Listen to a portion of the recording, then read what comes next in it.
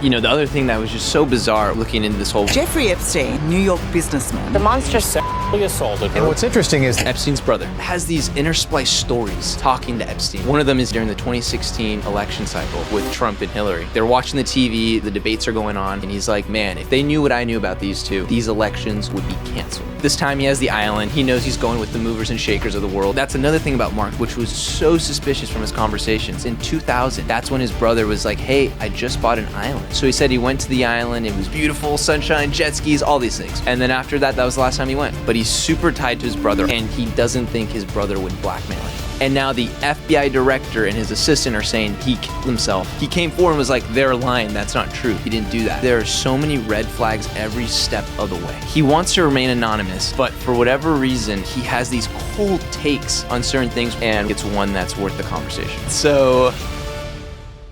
Hey guys, if you're not subscribed, please smash that subscribe button and hit that like button on the video. And if you don't have time to watch this episode right now, no problem, but I'd really appreciate it if you would save it to your watch later playlist. Finally, if you'd like to follow me on Instagram and X, those links are in my description below. Thank you.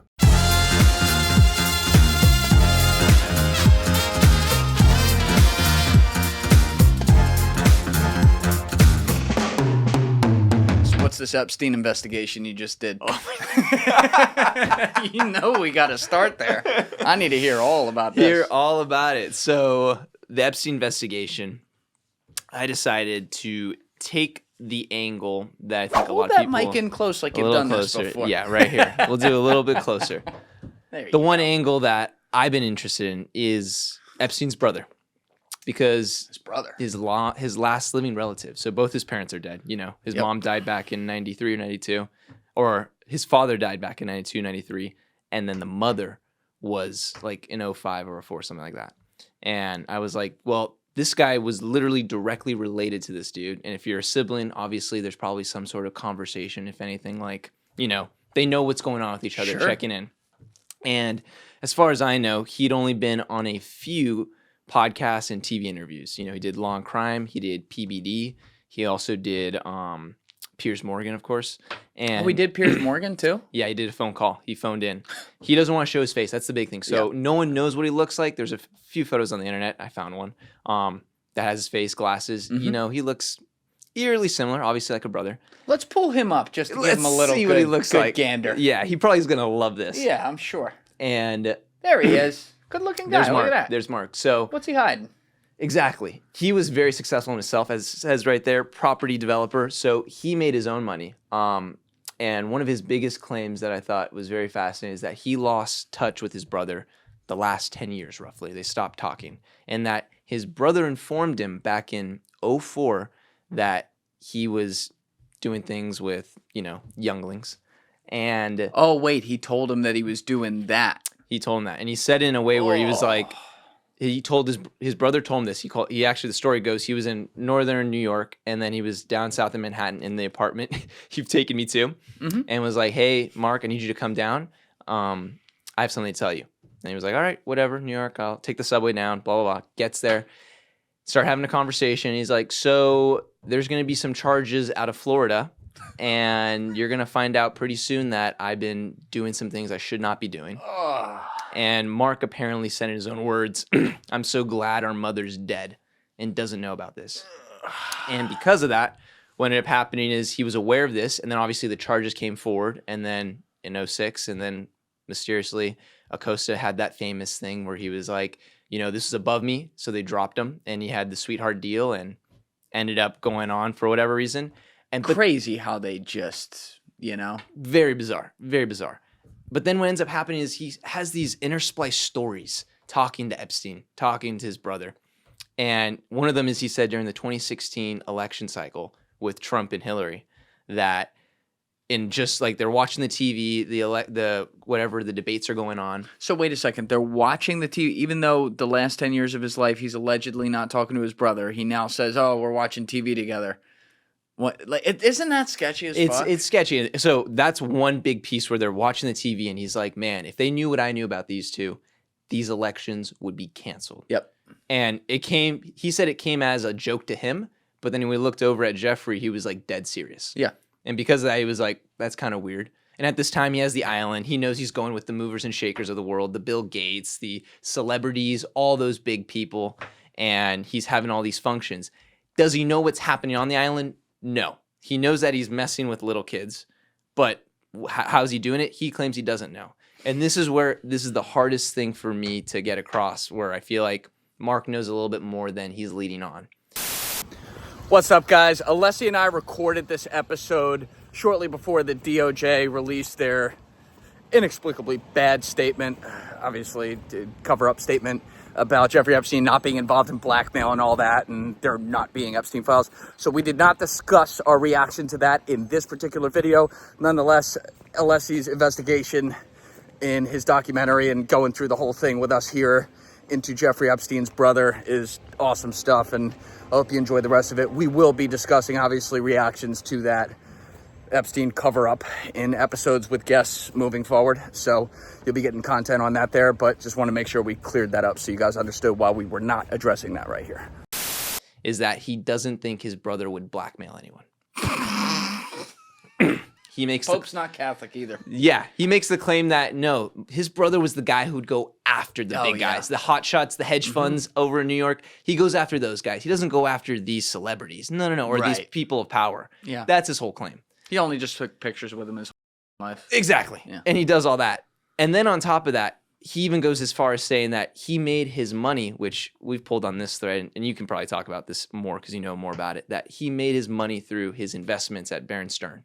He made it fair. He made a good deal with Riddell, the football helmets. And he said, he put a lot of money in, he got it back out, and then made hundreds of millions of dollars. You know that guy, I think his name, can we pull it up, Joe? The Ponzi scheme New York Post owner.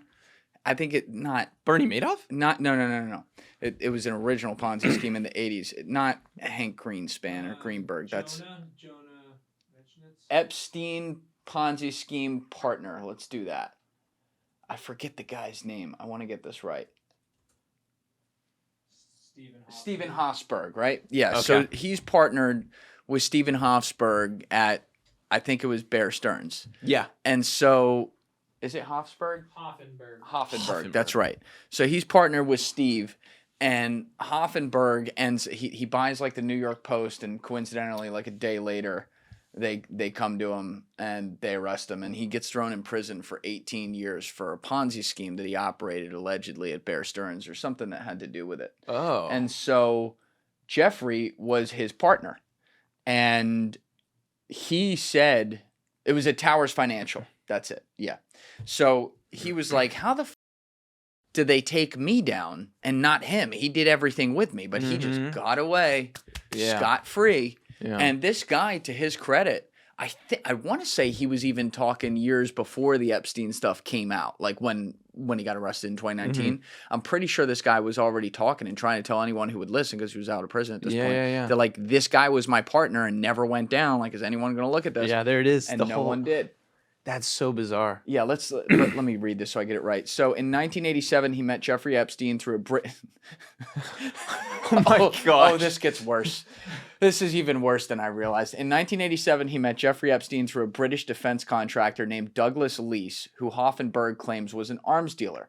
Leese was where does this guy always comes up? Leese was with Saudi Adnan Khashoggi and Prince Bandar bin Sultan Al Saud, architect in the billion-dollar Al Yamama arms. What a name, Al Yamama arms deal, Britain's biggest arms deal ever concluded, entering the prime contractor Bay Systems at 43 billion in euros in revenue between 85 and 2007. Leese told Hoffenberg about Epstein. The guy's a genius. He's great at selling securities, and he has no moral compass. Oh, my gosh. Hoffenberg hired Epstein. He's like, qualified.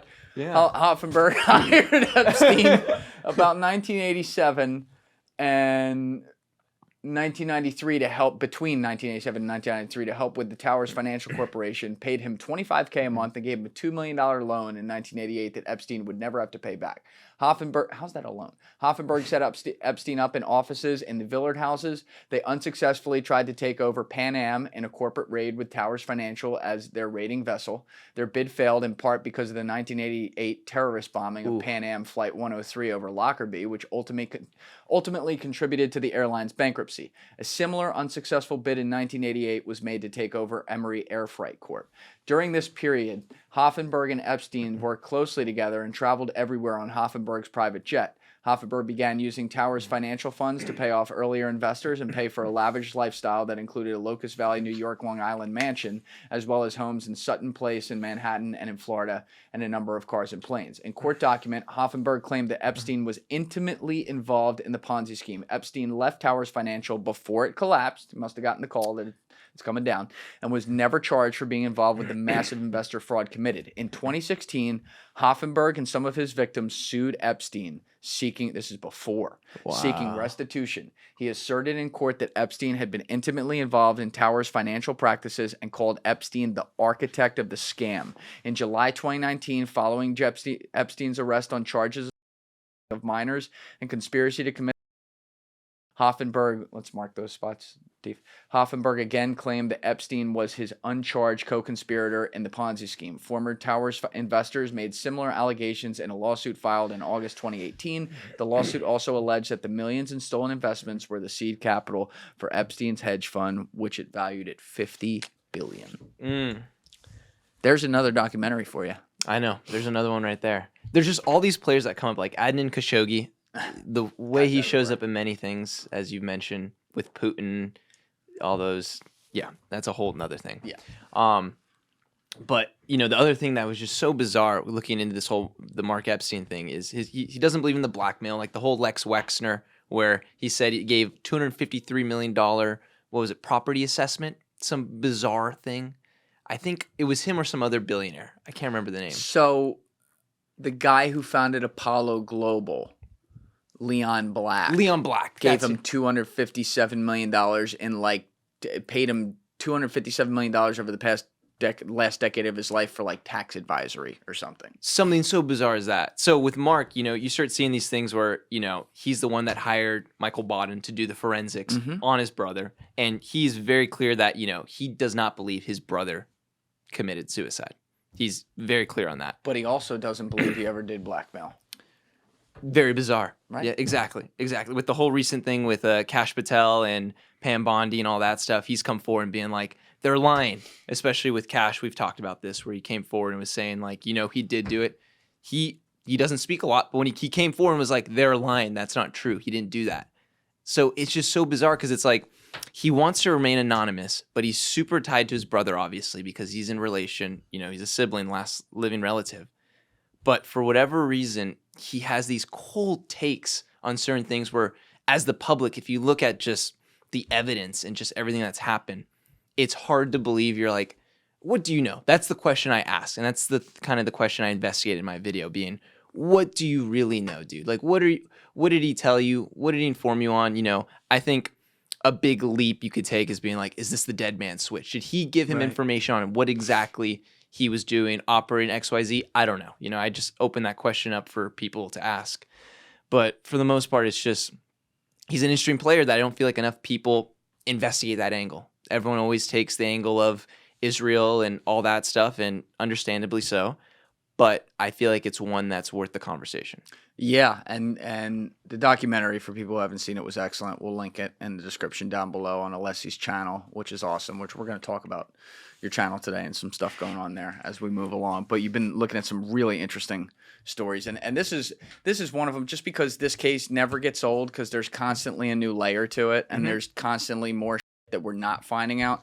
To your point, before we move on to the rest of the Epstein case, though, the whole Kash thing, Kash Patel coming out and saying, oh, no, I've seen the files, he committed suicide, and, like, changing his tune there. This is the same guy who said he was going to turn the J. Edgar Hoover building into a museum day one, which, listen, whenever you hear someone say something like that, that's a red flag. Because, first of all, that's never going to happen. Secondly, you know, this is a not ripped, smaller man trying to sound like a big guy, and he talks like this. Yeah, it's just like, it's little dick energy to me. I hate to hit him like that, but that's just how it comes across. Because, not saying there's not some decent things happening at FBI from him, I don't want to, like, rip the guy to shreds, but some of these quote unquote, like, promises, it seems like they've gone back on day one. And part of the, you know, I guess, canary in the coal mine for me here, and the reason I bring it up is the Bongino guy. So this guy was like the loudest dude on the internet for years, just looking at the camera like this, saying it's all a deep state, they're all gonna f us up, you know, over and over and over again, and said a lot of shit, including stuff that was from his own experience working in government. I guess, you know, that's interesting that he did that, and good on you in some ways, I guess. Yeah. But now he goes in there, and when you watch his body language, Yes. talking about Epstein and saying, "Look, I've seen the files. He killed himself." It's weak. This is not a weak man at all. There's nothing weak about Dan Bongino. You can disagree with him politically. Dude's a tough guy, right? Yeah. Bulging veins. Right, 100%. And he's a loud voice. He's not afraid to put his opinions out there. I'll never take that from him. And like he's saying it as if he's like, guys, please just accept this. If you knew what I knew, you would know why I'm saying this. And it's like, what did they show them? What did they show them back there that now suddenly the same guy you've been putting memes up of the last 6 years saying he didn't kill himself? Oh, no, he definitely did. Like, come on. I think it's great if people would look the side by sides when they do like the ICE raids and when the FBI is coming in, it's a big win for them. Yep. And they're being like, we got these, you know, terrible traffickers and illegals, all this stuff. The energy of that, Patel and Bongino, I can't pronounce Bongino. Bongino is so different from when they talk about Epstein. It's like two different type of people. Because when they're doing that, I'm like, that's the guy I saw on Sean Ryan, who I saw on the campaign trail, that I saw talking about all doing these things that sounded great. But when they talk about Epstein, like you said, you look at the body language, they're different people. It just is so clear to me where I'm like, something's happened there. And it gets more and more to this optimistic thinking where, or not optimistic, where I'm pessimistic, where I don't think we'll ever get to know really the truth. Unfortunately, I think you're right. But the Mark thing, first of all, when you hear these guys talk, when you hear the old tapes of Epstein, and then now you hear his brother who has the same voice and the same Brooklyn accent, he's talking about like the most serious things. Clearly he's, you know, got a brain, like he's made a lot of money for himself and, you know, whatever. But he's like, oh, no, I just didn't think that was any blackmail. Like he sounds like the village idiot when he's talking, but we're talking about like the darkest ever. That's like layers and layers deep. Money flows, cash flows you know what I mean? And it sometimes feels like a simulation watching this because you can't even believe the characters who are at the middle of this, and it's hard. It's hard to hear tapes of Epstein talking, and you know, not be like, like, I know how it is when these smart people kind of look at the people from our area of the world when we open our mouth, even if we're smart or dumb, and they're like, all right, who is this guy, right? Because there's like a little bit of that thing. We're not a nerd or whatever. We talk, we let the vowels hang out. And like, I really do wonder, because he really let the vowels hang out on the laundry line. I really do wonder how like Bill Gates sat in a room with this guy before he was ever blackmailed, allegedly, you know, and was like, yeah, this guy seems like a real straight. I could see Bill Gates being like, this guy's a moron. Like we don't associate with your types, like, you know, these elitist type opinions that people like that will have.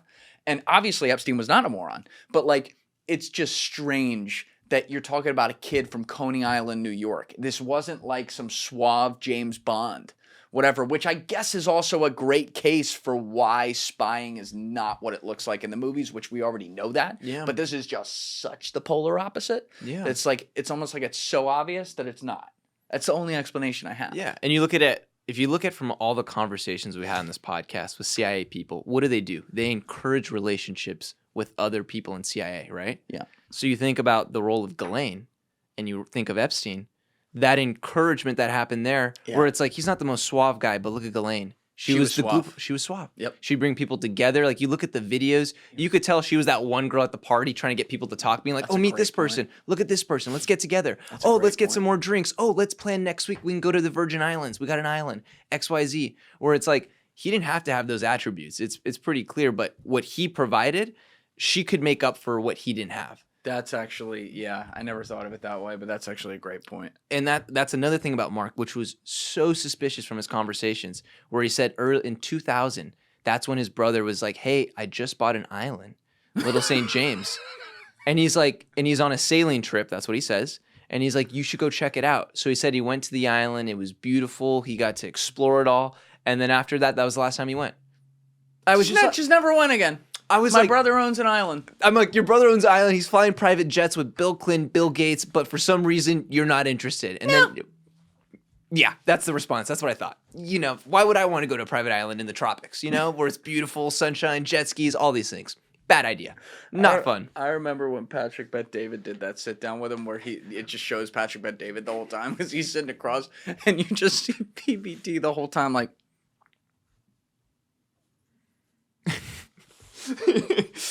Like just staring at him like, is this guy serious?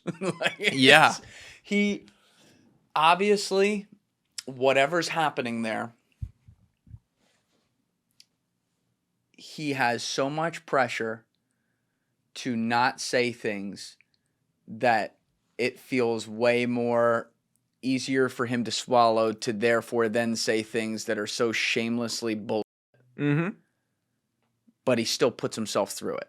So I bring that up because I'm like, is someone making him do that? Is someone saying you have to go and talk to people? You can't just run away. You need to go talk to Patrick Bet David and Piers Morgan and these people because there's no way that he can't realize after I guess you said he did Piers before. Yeah, Pat? you did Piers. There's before. no way he couldn't listen to himself back on that and not realize he sounded like a complete idiot answering these questions. You would think. Or a circle of people around him. Like you said, who's telling him to do these things? Like, if anything, if he stayed silent, there would be the enigma and mystery being like, what does his brother know? Yeah. But the fact that he's gone out there and had these conversations and says these stone cold takes that anyone that's looked into a little bit of Epstein will just be like, you're telling me he didn't blackmail? Right. All right, then what do you know? You know what I mean? That's the reaction you're going to have if you hear something like that. And I'm like, why do you keep doing this? And then I guess it comes down to a little bit of the familial bond at some point. Regardless what your brother did, there's some bloodline there, connection, where he's thinking, they're talking about the Epstein files. That is my freaking brother they're talking about. Yeah. And they're saying they're going to come forward. And now the FBI director and his assistant are saying he killed himself. I guess there's something in you have to be like, that's a stone cold lie. I don't believe that. It's a hard place to be. God forbid anything that would happen to any of us in this room where we had a sibling like this. But I don't know what that would look like. But there would be some genetic innateness in you wanting to be like, well, It's my brother. it's my brother. We've had some good times. With the things he did are terrible, but also he was willing to put up $100 million for his bail bond when they found out in 2019. Unless he didn't do it without pressure. I mean, that's possible, but still. Mm-hmm. No, it's. You ever see the Chris Watts case? Oh my God! Yes, I do know that one. Okay, so Chris Watts murders his wife, and it was a few kids, I think, right? Yeah, it was two. Yeah. So he had 2 kids with her, and I mean, it's sinister stuff. I think he had like a mistress or something, and then he just decided to kill all of them. Yeah. And I remember seeing a clip a couple years ago, I think, of his sentencing. The guy is obviously a completely broken man. He's done the worst thing imaginable, and he's just sitting there, head down, just totally accepted because it was already agreed upon ahead of time. He was going to get like fucking 8 life sentences, as he should. But they read that his father did an impact statement on his behalf, and I believe it was, if I remember correctly, his father didn't read it. Someone read it for his father, and his father was sitting behind him in the courtroom. Here you have a dad facing the fact that his son is a infamous murderer, not just a murderer, but someone who killed his own grandkids, right, of the father. And I remember being struck by the fact that the dad said he was like excoriating his son for what he had done and whatever, but he said, "You're still my son. You will always be my son, and I love you, and I will support you through, along the lines of I'll support you through this thing." And I remember playing that back a few times, and I didn't even know how to emotionally react to that because I'm like, your kid murdered your grandkids. He's fucking crazy, It's not your fault he did that. There's something that went loose and wrong with him, and it is what it is. But like, to still in the middle of a statement like that, where he is acknowledging everything that happened and acknowledging how bad this was and saying his son deserves all these punishments and whatever, to still then say that he loves him. I've never been in a position like that, and hopefully I never am, where someone that I'm closely related to does something horrible.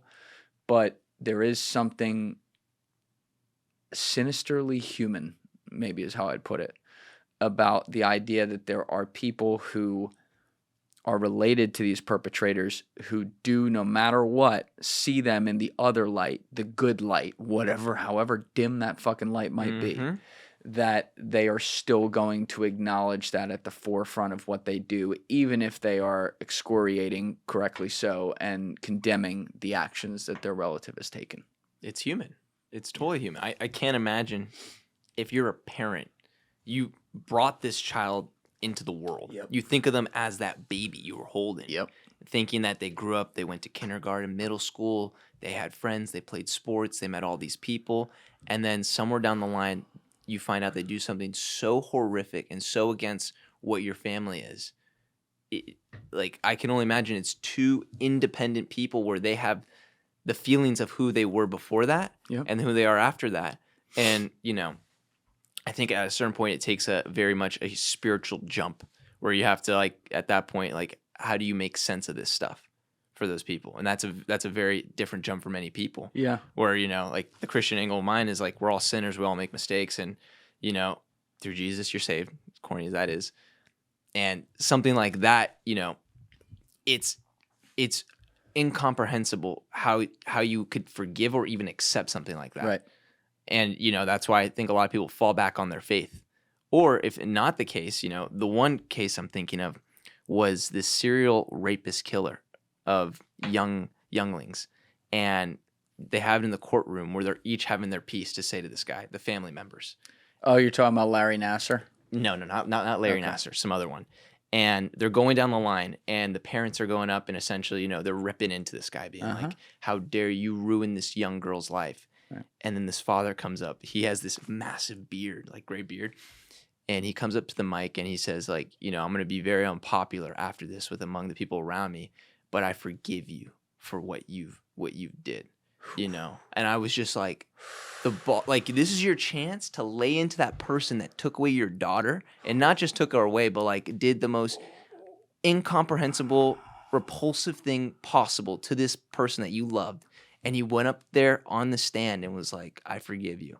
I'm like, in a way, and you see the face of the person who did it, and they're like taken back, like disarmed, and almost like, it's almost like a slap punch in the face to them in a weird way.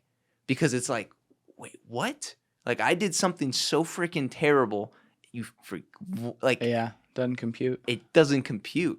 And that's like the level of, like, people of that level of forgiveness. That's something I strive to be at some point. You know, I hope I never have to go through anything like that. Let me make that clear. But to be able to forgive something as horrible as something like that, that's like, I'm striving to be like Jesus.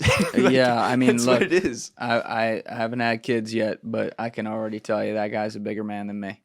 And you know what? There is something pretty amazing about that too. As much as, like, you want to think, like, how the fuck could you do that? Like, you're one. I mean, because I said Nassar at first because I thought you were gonna bring up the dad who's like, I'm gonna come get you, and like that dad, gangster. Yeah. And then the judge is like, I'll let it pass. Yeah. She was like, oh, it's cool. Yeah. She was such a gangster. Yeah. But you know, like, I get that side too, 100%. You know, but.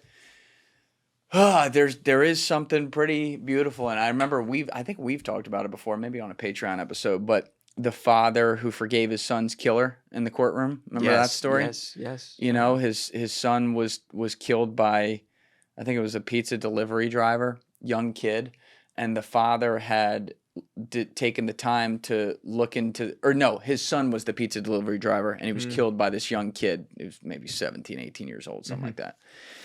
Just like callous killing. Yeah. And the father had taken the time to look into the kid, and he realized, again, bigger man than most of us, but he realized that kid, in his opinion, never had a shot. He grew up without a father. His mom was never around. He grew up in a terrible area. He was influenced by all these other kids in the neighborhood who were telling him to do stupid shit like this. Yeah. And unfortunately, it was his son who happened to walk in there at the wrong place, wrong time when they decided to do something stupid. I don't think I think it was like he didn't intend to kill him, but he killed him. Yes, yeah. And so he said to the court, he said, this guy's a young man, obviously has to pay for what he's done, but I'd like to see him have another chance in life, and I completely forgive him. and you see him then go embrace the kid. And listen, as a human being, you watch that kid, you can see whatever evil's in there or whatever fucked up nature has been put into that kid by his environment and his own decisions throughout his life. It's like it was lifted from him. It's gone. Oh, totally. And he had something to live for now. And the judge had to excuse herself, call recess, because she was like emotional about it, and came back. And I think he got like 25, 30 years, could get parole at like 15 or 20. So he's going to pay dearly for what he did, but he didn't get life without parole because of the father, the victim, who could do that. And, you know, to bring this back to Epstein, though, there's a huge difference here in his case. Oh, yeah. And the difference is we don't know all the victims. We haven't even scratched the surface. The main one just died. Right. So, like, the ones we're talking about, the father knew his son was dead. That's the murder that happened. The case is closed. The serial child predator that you talked about, they had all those cases. He was convicted in a court of law, the whole bit. That's what it is. With Epstein, you're talking about a guy who there is significant evidence to show that he trafficked throughout his life thousands, and I will probably say tens of thousands of young kids. It seems like most of whom were girls. I believe there's some evidence to show there's also been the other side.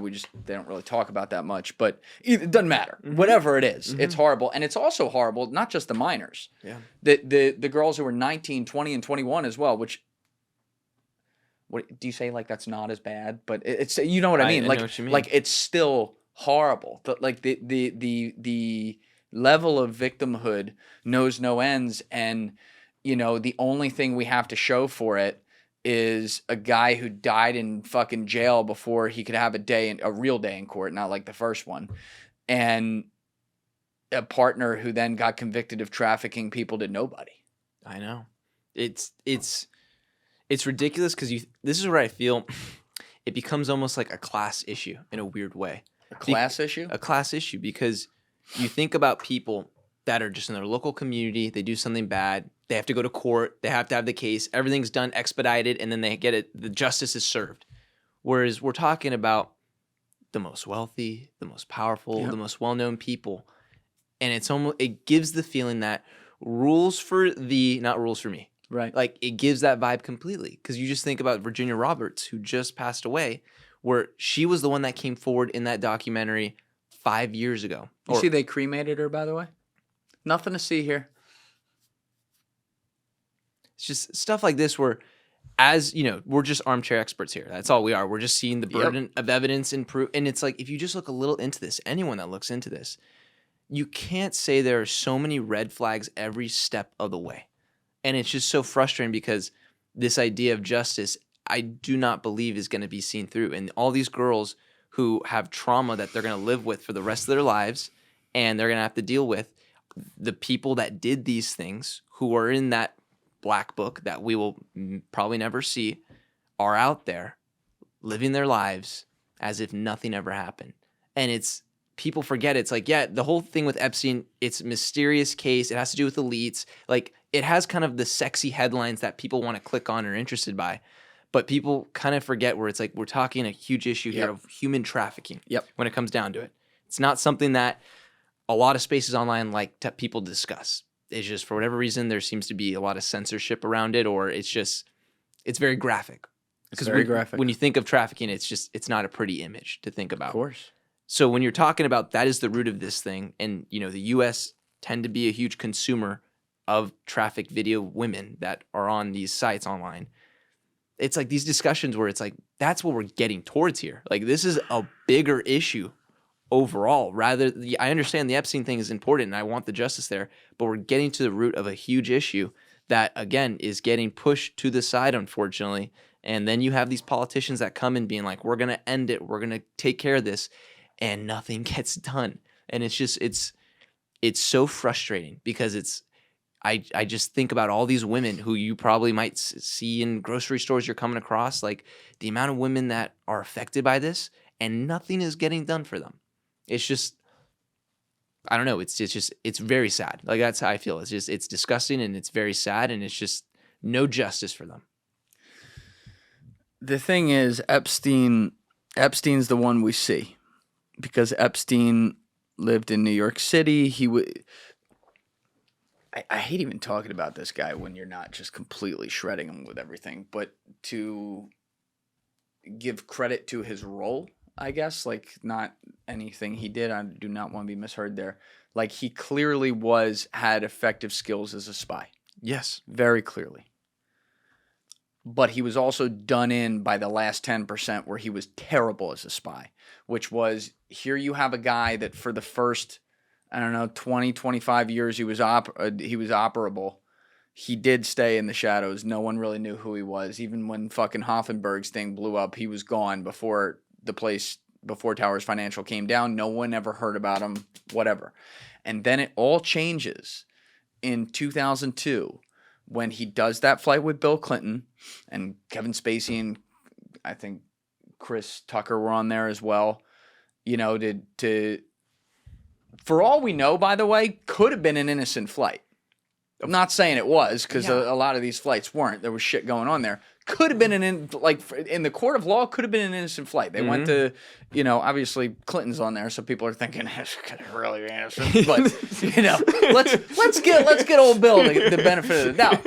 But they went to some fundraiser for AIDS event in Africa, and I believe the way the story went was that Epstein, said, we can take my plane. And he got these people on there, which means he knows they're on the manifest as well. And it made page 6. And after that, Jeffrey Epstein, he got articles like, who's this mysterious Jeffrey Epstein? I think you can find these articles online. In Vanity Fair in maybe January 2003, something like that, shortly after this, where people are starting to ask the questions like, who is this guy?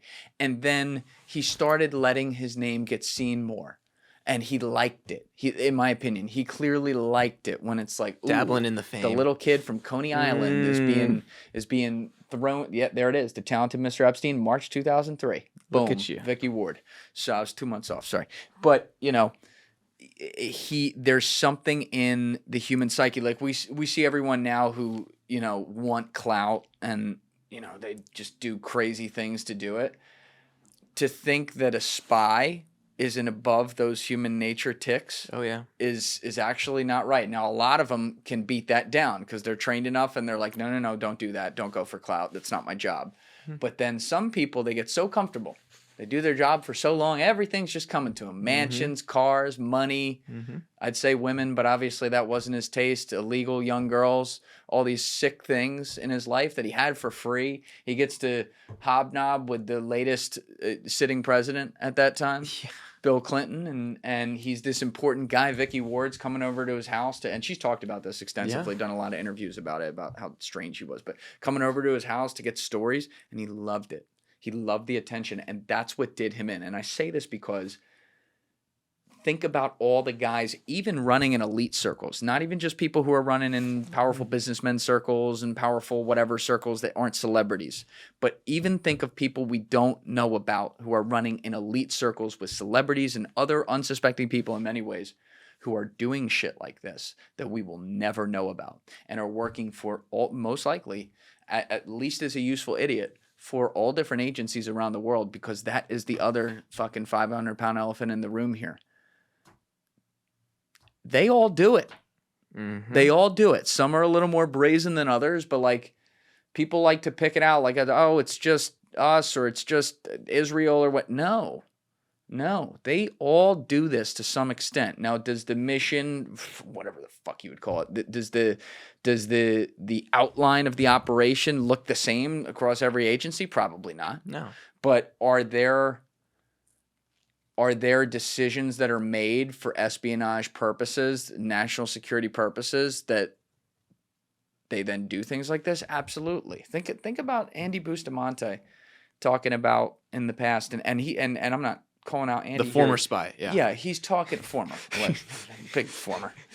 But he's talking about the way that the machine views bad, an unfortunate situation. I think he was talking about it in the context of a drone strike where a couple people die that shouldn't have died. And he's like, that sucks. That's horrible. I feel, as a human being, I feel bad about that. I'm just telling you how governments look at this. They look at that as a casualty, Not a casualty in the sense of just a statistic that you're like, okay, who did we kill here? They look at it as a casualty of there's 8 billion people in the world. We got a lot of priorities here. And if you got to crack a couple eggs to make a fucking omelet, unfortunately, that's what happens. And it's not fair because it's innocent people. We're talking about innocent people here who get caught in the crossfire, but that's how it is. And so when you look at even the worst type of victim, which is a child being completely abused and having their life taken from them, as sick as this sounds, on the Excel spreadsheet of an espionage organization, anyone around the world, that may be how they view it. And think about the conversation, because by the time this is out, Roya has already been out, the conversation you've had with her. Roya Hakakian. And she made the great point about tyrannies versus democracies, of how tyrannies are more effective versus democracies. Obviously, we're in a democracy, but you look at people like Putin, Kim Jong-un, and all these other people where they can get things done that night. If we want to get something done, a couple months. Efficiency, yeah. So now this is where a lot of people get frustrated at these intelligence agencies because they're like, these guys are not following jurisdiction. They're not abiding by us. But guess what? Hey guys, if you haven't already subscribed, please hit that subscribe button. It's a huge, huge help. Thank you. There's a group of people at the top of a bunch of these intel agencies that probably are like, if we'll call it the Epstein case, being like, we don't need to tell this beyond the 5 people in this room right here. Right.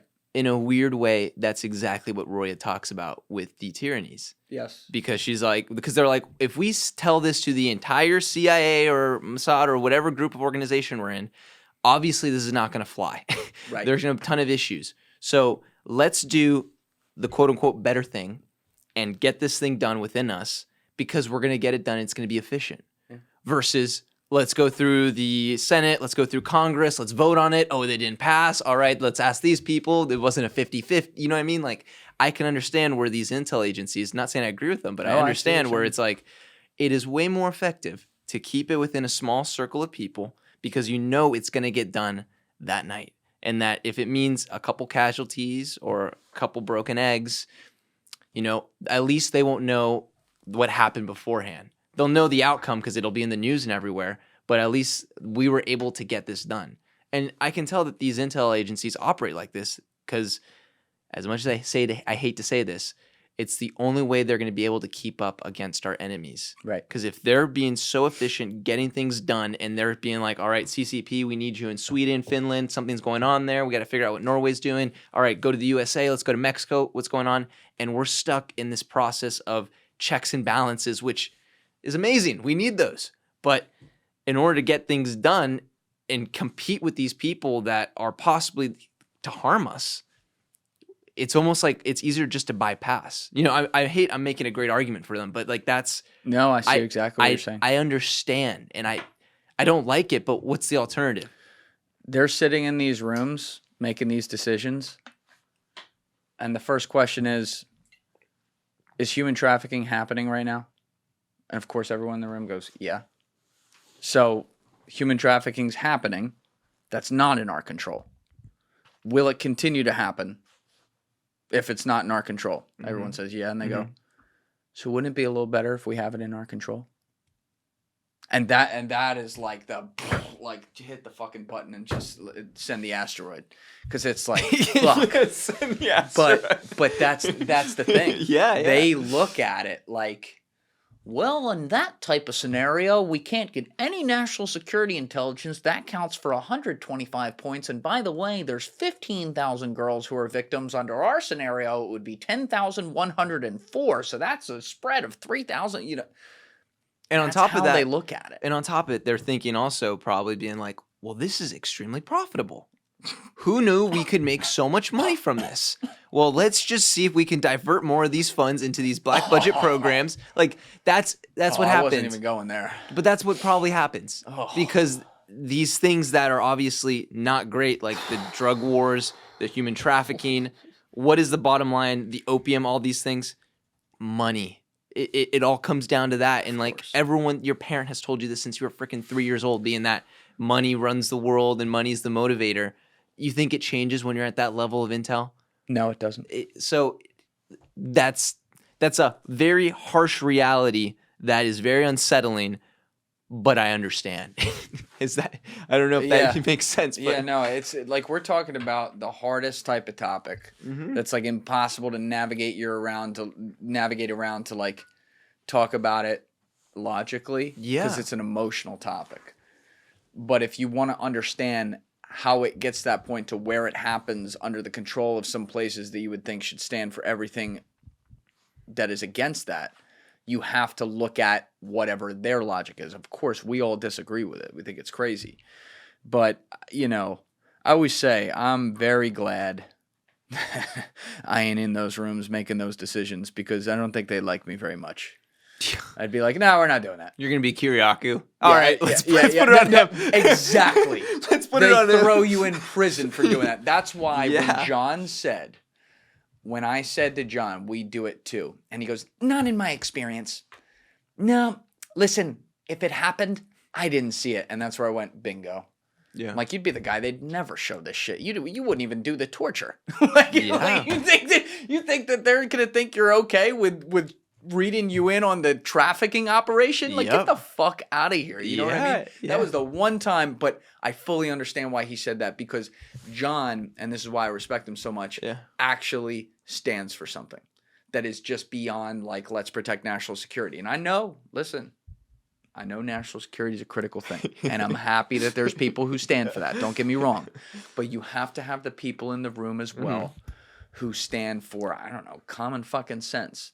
And that's why I think John's a hero because he did that. And we're talking about even a way lesser type of thing, which was still serious, which is like breaking the Constitution to, you know, do enhanced interrogation, stuff like that, which he didn't even like. That's the thing. He just said, I'm not going to be a part of it because I won't stand for that. And they still went after him, which should tell you that the rot of the bad apples who exist in this large barrel of apple has spread past a point that anyone in any country, let alone our own, should be comfortable with.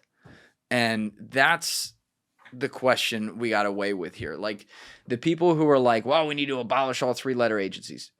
Listen, I know that's fun to say, you know? It's a terrible idea. Try that. Try that for 3 days, see what happens. However, the people who are then like, we need to try to reform these places and actually find a way where we can do it without them stopping us doing it, which is way easier said than done, by the way. Fuck yeah. Fuck yeah, do that. And we're talking about the types of things where, you know, these are the kinds of things you should reform. The unfortunate contrary argument to that is, you think they're reforming anything in Russia, in China, and Iran? They're never going to. Like we're going to reform. We're going to go. Like there's someone who's sitting in that meeting going, you mean we can't anymore and Russia gets to do it? God damn it. Like as fucked up as that sounds, like that's what it is. Dude, that's what made me laugh. It's a tangent, but the Paris Climate Accord Agreement, that's what this is what always made me laugh about that is because they were like, we're all on board except Nicaragua, and China's going to start like 5-10 years later. That's what always cracked me up because they're like this. We're all on board. We're giving China the 10-year buffer, though. So they're going to start in 10 years. They said it. They put their word on it. They put their word on it. So we're going to trust them on this. USA, let's go, baby. Let's stop it. You know, learn the code. We got it. We've got this figured out. And it cracked me up because I'm like, dude, like, please just use your brain and think, do you think China in 10 years is going to be like, oh, yes, we're going to stop because we care for the betterment? Come on. It's like, it's nuts. It's totally nuts. It's nuts. But we have we got this one case that we can stew on because it's the public one we know about. And it's got all the appeal to it because all the people who are involved. And like, I hope you end up making a series out of this too. Because, I mean, you and I have talked about this case for years now. Obviously, like, it's a lot of people listening are the same as me. Like, it's just a fascination because you're like, how the fuck could this all happen? But I would love to see you pool more on the money, on the money thread. And you know what? I just thought of this. I should have thought of this earlier. See if you could get Jim DiOrio involved in looking at that. Because he used to just track the money all the time. You know what I mean? Like, see if you do something with him tracking that 1992 theory. And see if he can pull on anything. I just don't want to die. But You know, Jim will be like, I gotcha. We're good. Meanwhile, Jim. it's like I had to. You should pull on it though. No, it's like we said, it's fascinating, it's interesting, and it definitely hits on something that I find very important, which is the human trafficking element. So Yes. like it's something that I will definitely pursue in many ways, if not now, at later points. Yeah. There's one separate point here that I would love to get your thoughts on that bothers me a lot. We haven't talked about this in a while, but human trafficking is not political at all. It's a common sense thing. There's humans being trafficked. It's wrong. We should all stand against that. A huge pet peeve of mine, though, is that you had people starting with QAnon make this a giant political thing, where it's just Democrats who do this stuff, which is total bullshit. And they would take theories, and it wouldn't be enough. Wouldn't be enough to say, oh, there's 2,000 girls that got trafficked out of fucking Port-au-Prince, Haiti yesterday. And the That's adrenochrome verified. is being used That's for the right. elites to make them live forever. That's right. And I will tell you, I have seen this from behind the scenes, and I was talking with her about this. I had a long talk with her about this the other day because her job is to go find people and get them on shows and stuff. And I don't want to reveal like let's just say this because there's some private client stuff there, but there's only certain types of shows that you can get people who cover human trafficking and relate it in any way back to like Sound of Freedom on. And not one of them is a moderate show. They are all hard right-wing shows. Mm-hmm. And one of the things that I've heard is that a lot of these people don't even ask to go on moderate shows. The people who are deciding to talk about this, I'm trying to be careful how I say this because I don't want to overgeneralize, but there are people who have decided that this needs to be a right-wing issue, and they're basically going so far with some of these unfounded type ideas that it turns the left off to the point that, here's a concrete example, Remy Adeleke, who we had in for episode 157 and 158. He has done, ex-Navy SEAL, awesome fucking dude. He has done work around the world on human trafficking. He's made movies about organ trafficking. Like, he's an ex-Navy SEAL. He's seen this shit up close. Go listen to episode 158. He'll tell you. Yeah. And when I was talking with him, when he was here, he got so annoyed at how whenever he would now bring this up, this is 2023 when we're talking, his comment section would light up going, oh God, is this that QAnon stuff again? And he said, I fully understand why those people are saying that, but now we are turning off half of the people in the world to this problem because it's been taken so far that they're like, all right, it can't be this bad, right? And so you now have a situation where within independent media, the ecosystem that's being pushed to talk about this is like a right-wing ecosystem. Which is ridiculous. And that pisses me off so much because we're talking about kids here. And the fact that you'd be pressuring, more left-wing shows or moderate shows who want to talk about this too, to not talk about it because, if you talk about it, you have to like name Hillary Clinton right away in a fucking pizza restaurant in DC. It's crazy to me. It's one of those topics that is such an easy middle ground where you can get people on both sides to be like, let's pass bills, let's do what we can to put an end to this thing or find the root of the issue and just eliminate it altogether. But instead, like you said, it's become so politicized and it's irritating, being a Christian, and that I know a lot of Christians talk about it. It's frustrating seeing it's become such a political issue of like, this is a far right idea. Yeah. And I'm just like, that's not the point of this thing. The point of this thing is we're talking about individual human beings that are being moved around without their discretion. It's modern day slavery. 100%. And for whatever reason, that topic, and this is where I get frustrated with people who might be a little bit on the left, where it's like, it's something that you talk to them, they agree with, but it's like they don't want to go beyond that conversation you have with them being like, yeah, it's a terrible thing. And I'm like, yeah, maybe we should Are we? You know why? Because they feel like it's been ostracized to the point, not even ostracized. That's my point. Like they're like, oh shit. Like, are we gonna have to? Are we talking about like the QAnon people now who are like making this a whole thing that it's not? No. That's what they're thinking. Yeah. And listen, I get that because I've seen the internet. I've seen how these people talk. It's fucking ridiculous. Yeah. Like if you put politics next to trying to save kids, fuck you. Sorry. I got no time for that. This should be something like there should be giant podcasts of all different walks of life that come together and do fucking drives for this. Yeah. You know, like why not? We have the power to spread that information. I would like to use my platform to do that too. But I can tell you some of the people that have been thrown my way to come on this platform, no way.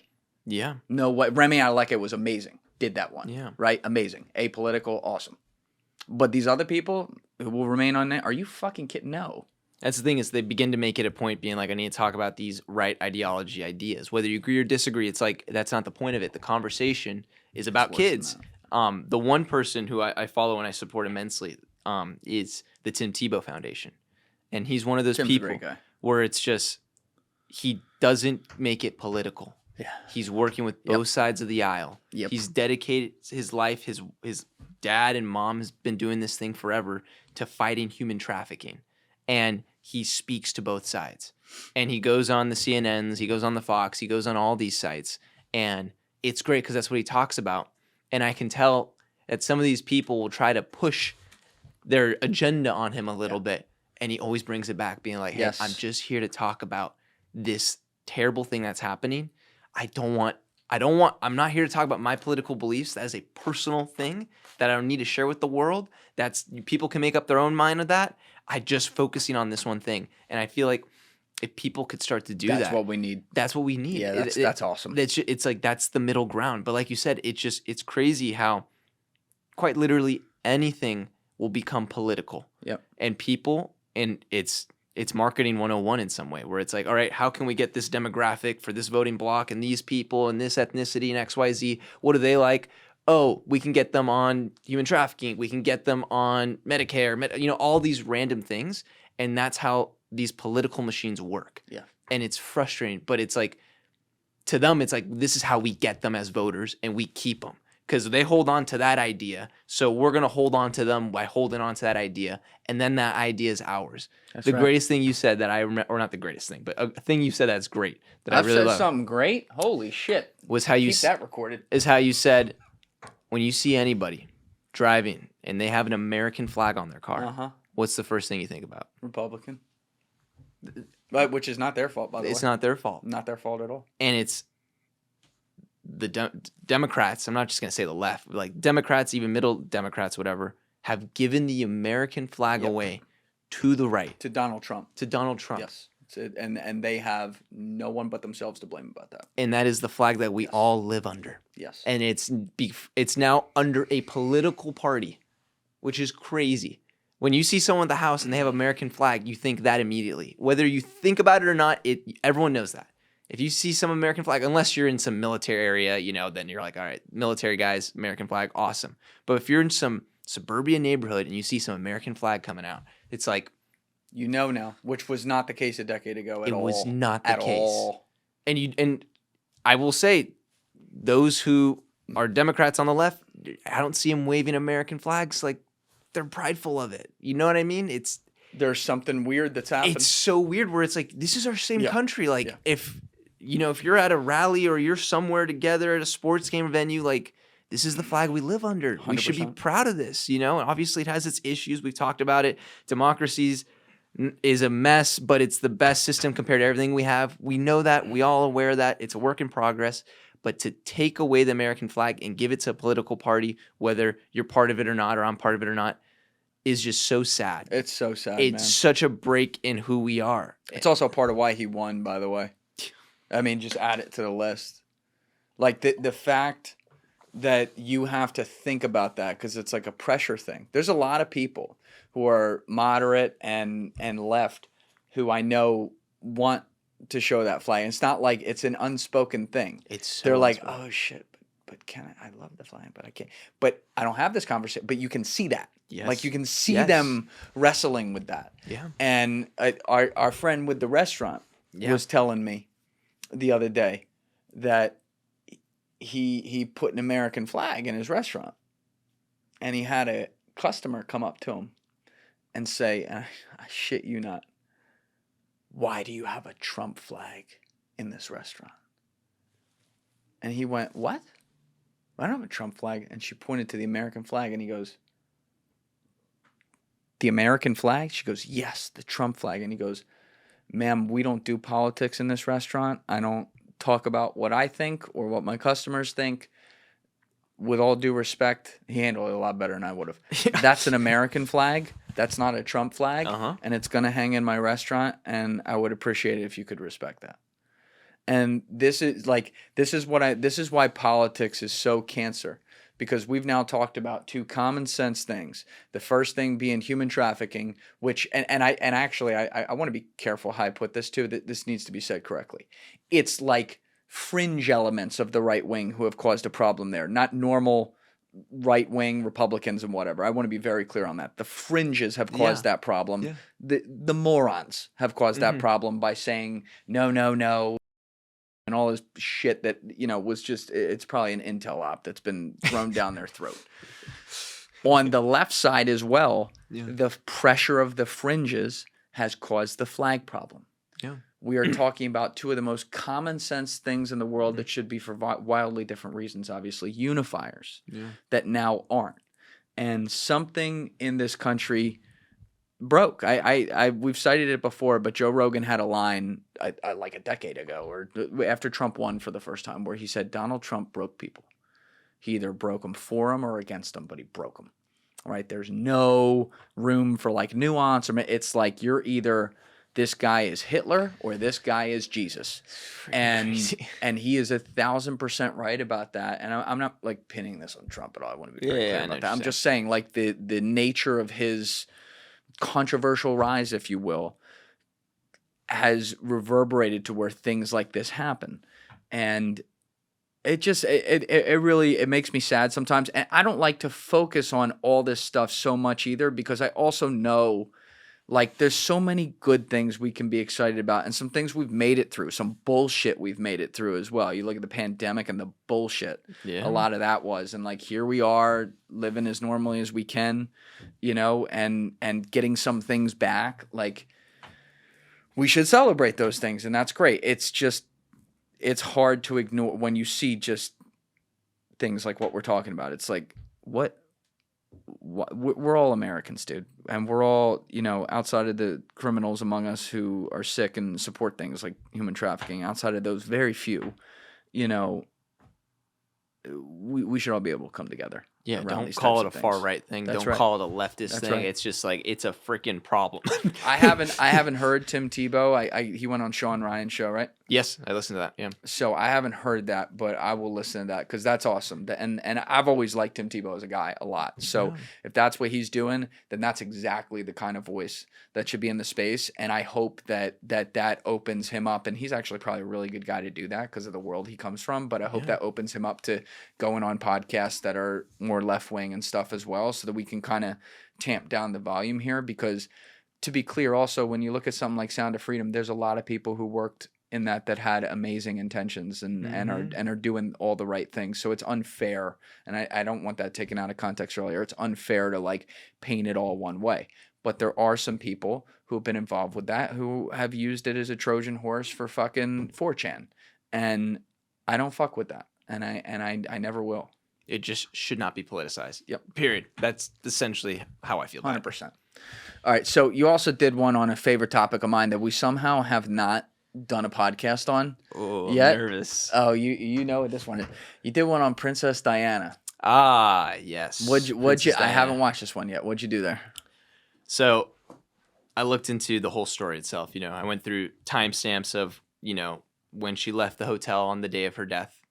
And the day of her death, and then up until when the car crash happened, and she died shortly after. And I just wanted to go through that, just understand how that happened, what led up to it, and for those who don't know Princess Diana, she was arguably, if not the most famous person of the 20th century. Yes. Her wedding was seen by 750 million people in 1981. Yeah. Yeah, 1980. Yeah, it might be 1981. It was okay. Right. Yeah. That's what was it? 6 times bigger than this last year's Super Bowl. Just 1980. Like, that's crazy, just to put that in context. And then 1 billion people watched her funeral. So this person was quite literally like the most famous person on the planet, which is just wild to think about. And the lead up to her death and her life, the royal family has always been an interest for many people, and it's fascinating because it's a monarchy that's dead, but also they don't really have any political swing, but they do. It's just a weird thing with that whole royal family thing. They don't have any. They have a light official political swing. Yes. But a strong behind the scenes. There we go. Yeah. There we go. That's a good way to put it. Yeah.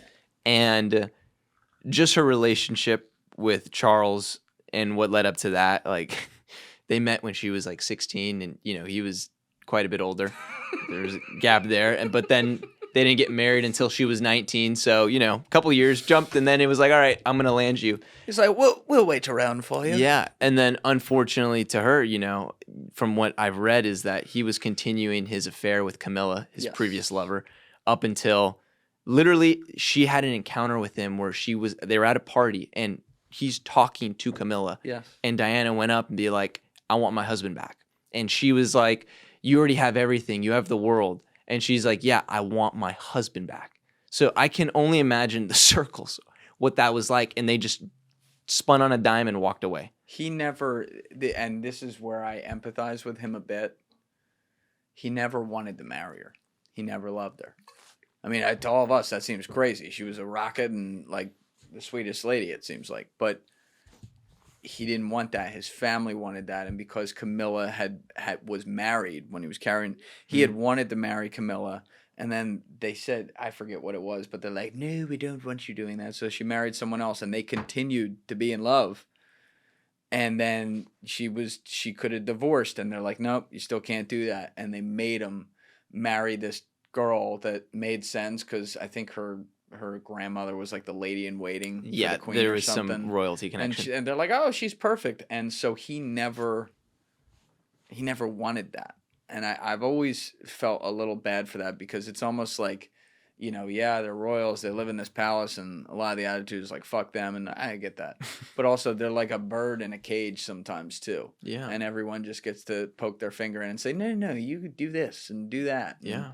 that's kind of what they did to him. And the amount of fame that came with Princess Diana, like it was like their relationship. Obviously, there's the queen, which everyone knows about, but they were the couple that through the 80s up until the 90s, the divorce being so public, everyone knew every single thing that was happening. When she and them were, I guess, they weren't divorced, but they weren't seeing each other for a period, she'd go on trips. Like there's video of her where she was in the Caribbean with a friend, and there's paparazzi all over the place on this island that's like really remote. And I think about that, and I'm just like, the amount of fame was probably so overwhelming. And then there's the Princess Diana tapes that came out a decade later from her speech coach. Mm-hmm. And you hear them, and it's so funny. When it comes down to these people. I'm sorry, it was from. There's the bodyguard. It was but it was from the author. What was his name? He's a famous author. I've thought about having him in. He was her biographer. She did an unauthorized, like she would record the tapes and then like have a courier deliver them to him so he could write the book. Andrew Morton. There we go. Right. Andrew Morton. Yes. Yeah. But you hear the tapes, and what it comes down to is you realize these people, despite all the fame, despite the power and all this, they're human beings. Yes. Like she was a torn, very tortured soul during that period. You can tell like she was a wreck. She was a child when she got pulled into this. Yeah. Imagine getting married. You're the most famous woman in the world when you're 19 years old. Yeah. And how much of she was so counter to the royal family too. Yes. With the AIDS missions where she'd be hugging and touching the babies. Which where they were like, hated. they're like, no, we don't do that. And she's like, I'm going to do it. I don't care. Like they're human beings. To her, like hanging out with the celebrities and icons and laughing and joking with them, where it was almost like the two worlds, the royal family and like that, were kind of separated, where it's like, we're up here, you're down here. She would go down and meet you at the level. And it's like, hey, I'm just a human being. So I could see why she was so beloved. Like people, I can understand that. And then getting to it where you then get to the 1997 incident where she dies. You know, I read the book by Thomas Gordon, Gideon Spies. We've talked about this. And Tell people what that is. so Gideon Spies is essentially a collection of interviews from Mossad agents by Thomas Gordon, who allegedly had this premier access, which again is debated because you're talking about one of the most elite intel organizations in the world. And he's talking to these agents. And the first chapter of the book is about Princess Diana, which I didn't think I was going to be reading about. And you hear about Henry Paul, the driver, who was also the security manager of the hotel manager. That is one of the few times I've ever read a book where every hair on my body stood up. Yeah. When I read that part where they revealed Henry Paul. I was like, so I'm reading this, and again, I'm taking everything with a grain of salt, just because you're telling me you're having all these Mossad agents come forward telling you all these things. Like, I don't know what to believe. He's had some other books. He did one on Robert Maxwell and all that stuff. But you're reading this and you're learning how like Henry Paul was being built up as an asset with Mossad, and there was MI6 connection there. There was a guy, if I remember this correctly. There was a Katya, which was their term for a covert spy in Paris, who had been working Henri Paul as a source at the Ritz because a lot of Middle Eastern barons would meet there, and they wanted someone who wasn't like the manager, like all the way at the top, but also wasn't the janitor. And he was perfect because he had access. He was kind of a middle guy. He's like the driver. And there's evidence that that guy was actually outside with among the press in the front when they were escaping out the back. Yep. That night. And the other tie being that she was seeing Egyptian billionaire son Dodi. Yeah, Dodi Fayed. Dodi Fayed. And Dodi's father has been very vocal about this, being he believes it's an MI6. Mohammed Fayed. Yeah, there's an MI6 connection with Mossad. Like he's 100%, he's been on air about it. He's convinced of that. So that's interesting. He's always been convinced of that. Yeah, he's always been convinced of that. But you read it where it was like, you know, in his bank account, there was like $200,000. There's a weird anomalies with Henry Paul, and that, you know, that night he was drinking too much, and they pin it essentially on the fact that he was a bit drunk, and then they were coming down into the pass, and they hit a white Fiat, and then they hit the wall, and then it was an immediate crash.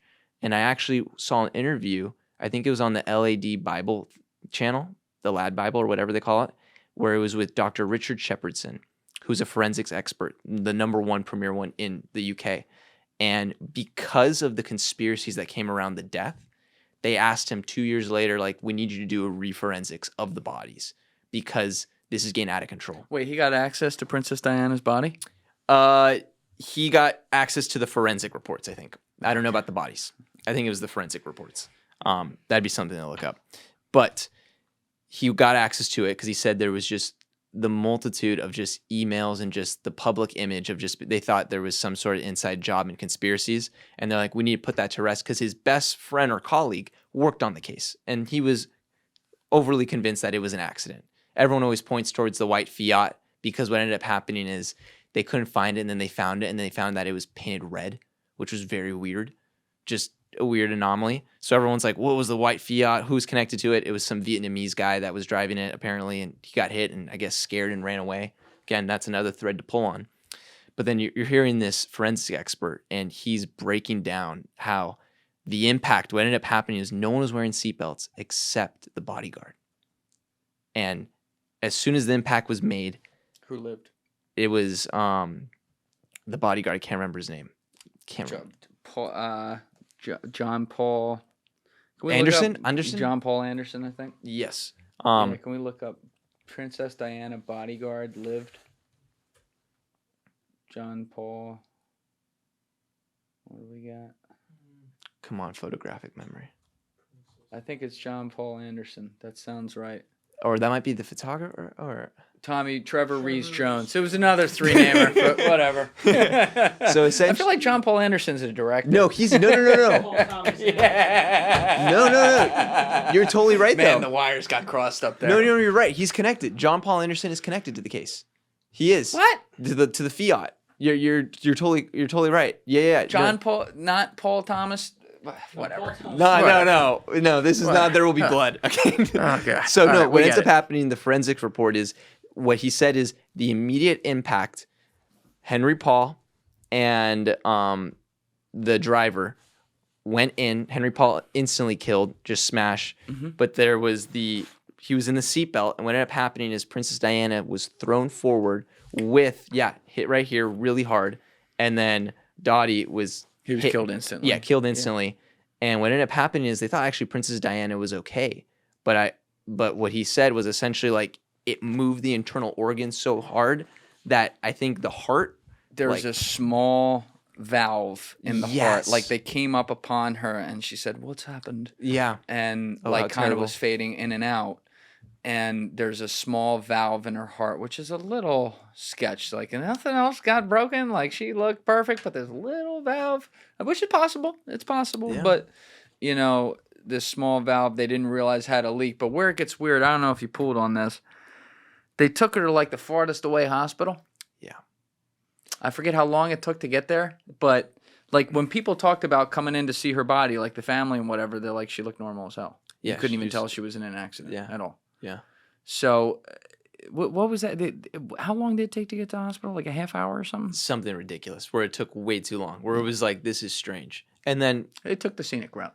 and then this is where it gets very Got weird. a baguette, And this is where the quote unquote conspiracy theorists have another point to hold on to. And that is in one of the letters that Princess Diana wrote to the bodyguard, she quite literally said, Prince Charles is trying to kill me and it'll be in a motorcade accident, like a motor vehicle accident. And it was a letter that this bodyguard revealed.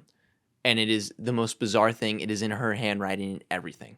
And he held on to and released it a few years in the 2000s later. And it's just like, that is so strange. And this was the bodyguard that was with her 24/7 watching everything. And it's like, look, there's a few threads there that are very bizarre. I can't tell you what it is. All we have are these pieces of evidence. You have the forensics expert saying this was a normal crash.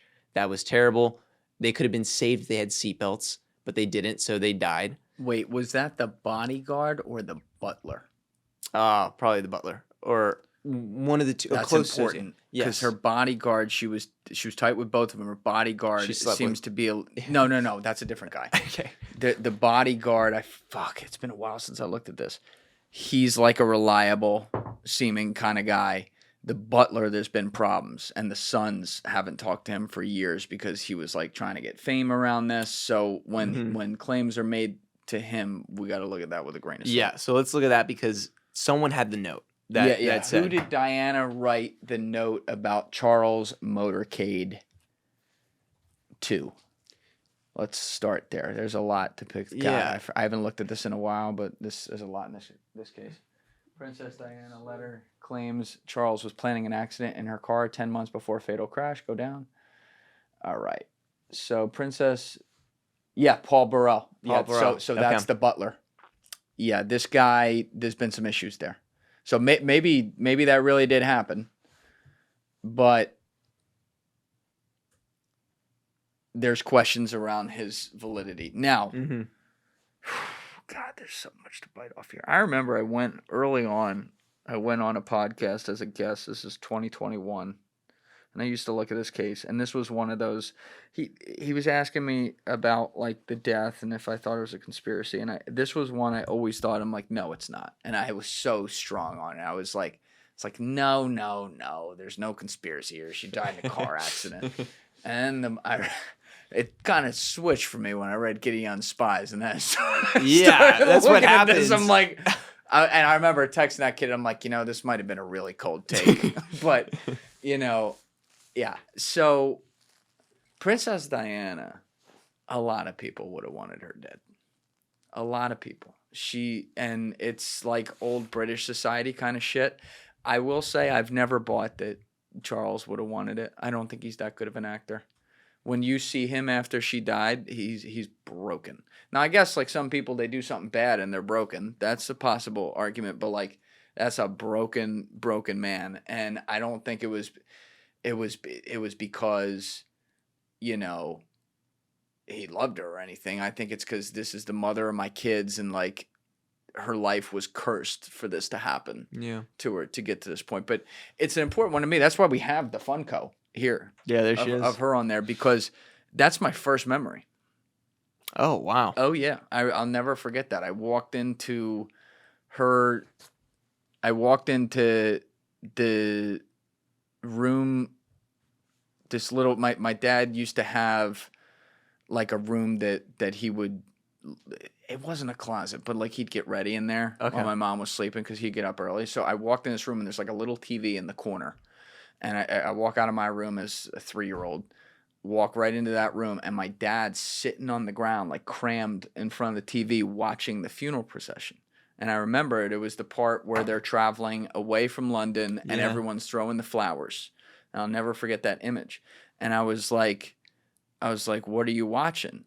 And he goes, because he's realizing like he's going to have to explain like death or something right now. Yeah. And I'm like a little kid. And he's like, the princess, they're driving her to heaven. And I was like, what do you mean? And he goes, well, she's in that car right there, and they're driving her to heaven right now, and I'm watching it. And he said something like that. It was really, like, profound. So as I got older, I, like, studied her life a lot. Yeah. And if you look at all the angles, she did have a thing for Middle Eastern men. Oh, she which did. was a big no-no for the British family, who's all about white society. And so, you know, she almost married that heart surgeon. I forget his name now. We looked that up. Heart surgeon Diana almost married. It was like the one guy she was ever fully in love with. And really good guy. Asnat Khan, that's right. And they blew a gasket about that. But, you know, like I was saying, she was forced to grow up like out of nowhere. Oh my gosh. Under this thumb and this thing and like this job and this duty, you know, that they have. And she was, like you pointed out, she was a real person. So then her marriage breaks down and she goes and she starts dating a guy like that in secret for a long time. They didn't like that. And then she's with Dodi Fayed, who was a bit of a playboy, also Middle Eastern. His dad had been trying to like hobnob with the queen forever as like an outsider Egyptian in British high society. He owned Harrods. Yeah. And, you know, she was also, she was a major activist, especially after her marriage. She was doing all the landmine stuff. She was the first person that was completely bigger than the crown, all of it put together. And so you could say on the one hand, oh, so the crown wanted her dead. She was a threat. I don't think that's what it was. I think it's some other stuff. But somebody wanted her dead, and somebody made sure it happened. Maybe, you know, the crown is like, damn, it'd be great if she could be gone. And some other people are like, you know what I mean? Like, MI6. They don't have to. Yeah. And they're just Take like, note. They're like, yeah, you know, they probably would be better off. They don't have to do Yeah. anything. And that would make it also easier to cover it up. But it does seem, when you put it all together, the way it was tied together so perfect. They got her body out of there like same day. Oh my God. You know, they got, and it's hard to say that there wasn't some sort of influence there. I saw someone the other day make a claim. I think this is just like recency bias, but they're like, "Oh, she was going to come out supporting Palestine." So oh my they gosh. had to get rid of her. And I'm like, I don't think. All right, dude. I think that's enough internet for today. You know, but there's so many possibilities and so many places. But she was a flawed person, just like all of us. But she was an amazing woman, clearly like an incredible mom as well. And, you know, I think people should really admire like a lot of the things she did to be a rebel for the right reasons. Yeah. And she also, we always talk about the IMU theory. Mm-hmm.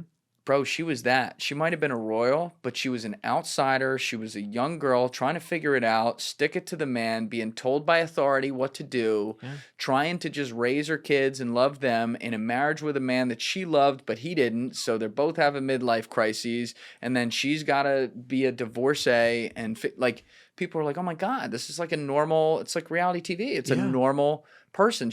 They saw themselves in her, and that made her as beautiful as she was as well. Obviously, most people aren't that beautiful, but it made her larger than life. Totally. I would love to do not necessarily a podcast, even like digging into who killed her, but like I'd love to do a podcast with like a Tina Brown or someone like that who covered her, or an Andrew Morton, and really get into her life, because as you said, she was the most famous person on the planet, and there is something to be said for that. Oh my gosh, like you're rivaling Michael Jackson, people like that at the time. Yeah. The one thing I will say that was also a bit strange, and I'm just pulling on the threads that I find that people are using as like, this is why it was an inside job or whatever, was also the Queen Elizabeth connection, where she and her, for whatever reason, didn't seem to be as close as she said in those tapes.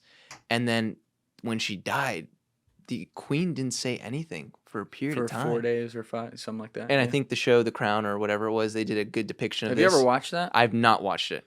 It's a top 5 show of all time for me. Oof. They did that great of a job. Yeah. The 6th season is a little Okay. but the acting's incredible. But the first 4 seasons are perfect television. Okay. 5th season is really good. So I watched the clip of the Queen, that scene where they're going through and she's being prepped for this. And it was, I couldn't tell if she didn't know what to say. And it was something so dramatic. And she was such a counter to what the royal family was, that she wanted to say it right, or she was trying to be there for her kids.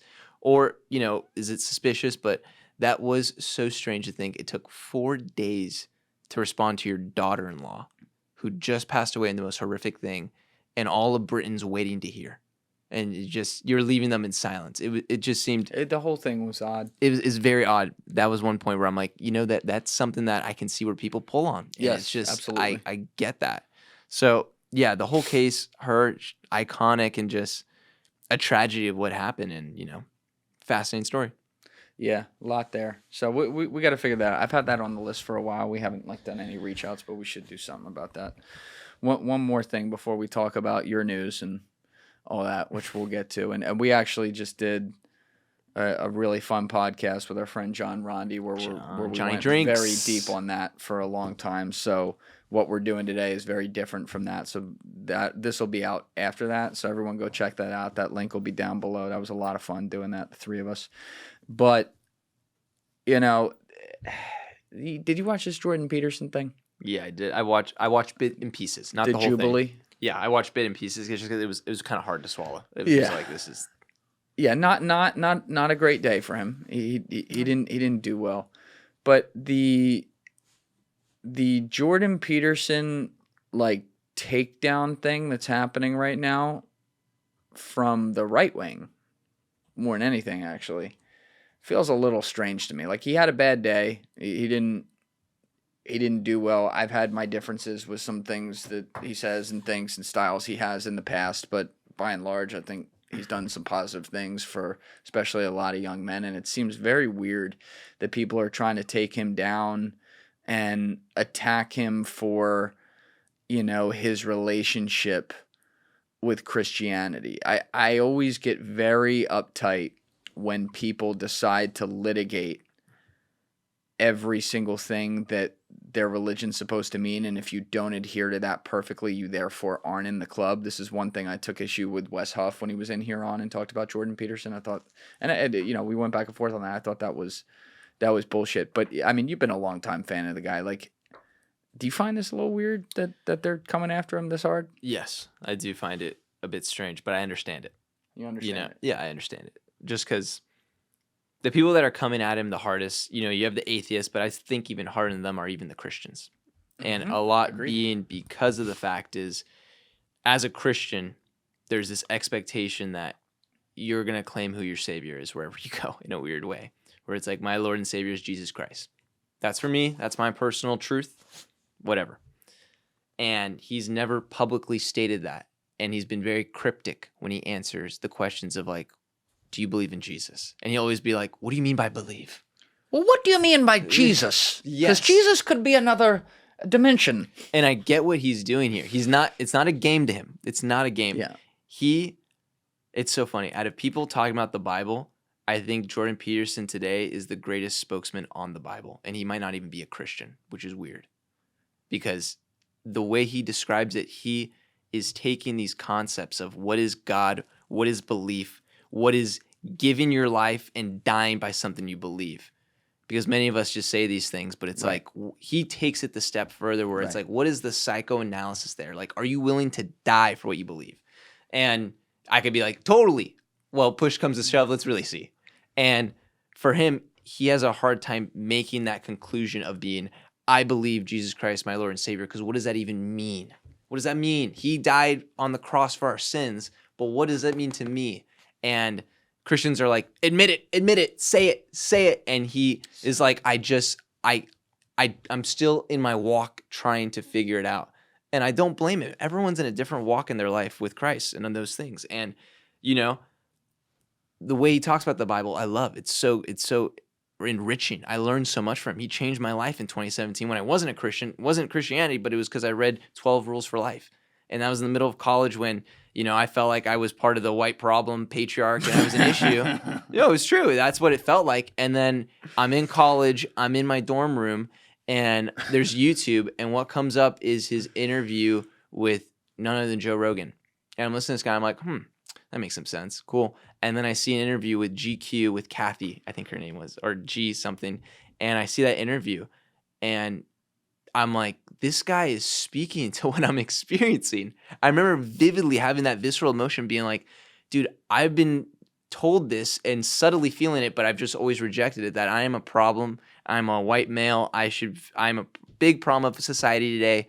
I need to fix what I'm doing. And I'm just like, dude, how did I get uphold to all these weird standards that I've never done anything wrong? I feel like I haven't done anything. Right. And this guy made me feel like, oh, I'm being heard and I know what's going on. And when I read his book, you know, with the whole clean your bedroom, make sure your bed's set, all these things, and like stand upright with your shoulders, and he's bringing the psychological component to it, like it changed my life. It truly did. And, you know, the biggest thing now is they've been wanting to talk about a Christian, and then going back to it, weaving around now, he's had this debate with the 20 atheists. Funny how they said one Christian versus 20 atheists, and then they changed it to Jordan Peterson versus 20 atheists. Which also should have been the title in the first place. Exactly. It's way more clickable. Yeah, exactly. More SEO. We know that. Yeah, you see how we think back Yeah, exactly. But he goes on there, and you could tell Jordan Peterson was in there. He'd not watched this Jubilee stuff. I believe that. I don't think he had watched it. He would know if you're having Charlie Kirk in there, and you're having freaking Michael Knowles and Ben Shapiro, and there's these viral clips, like, as much as I love Jordan Peterson, he's also kind of a boomer. And like, I don't know how much he knows technologically. Like, he's always like, Michaela's always handling this stuff. I'm just going up to these meetings and handling it.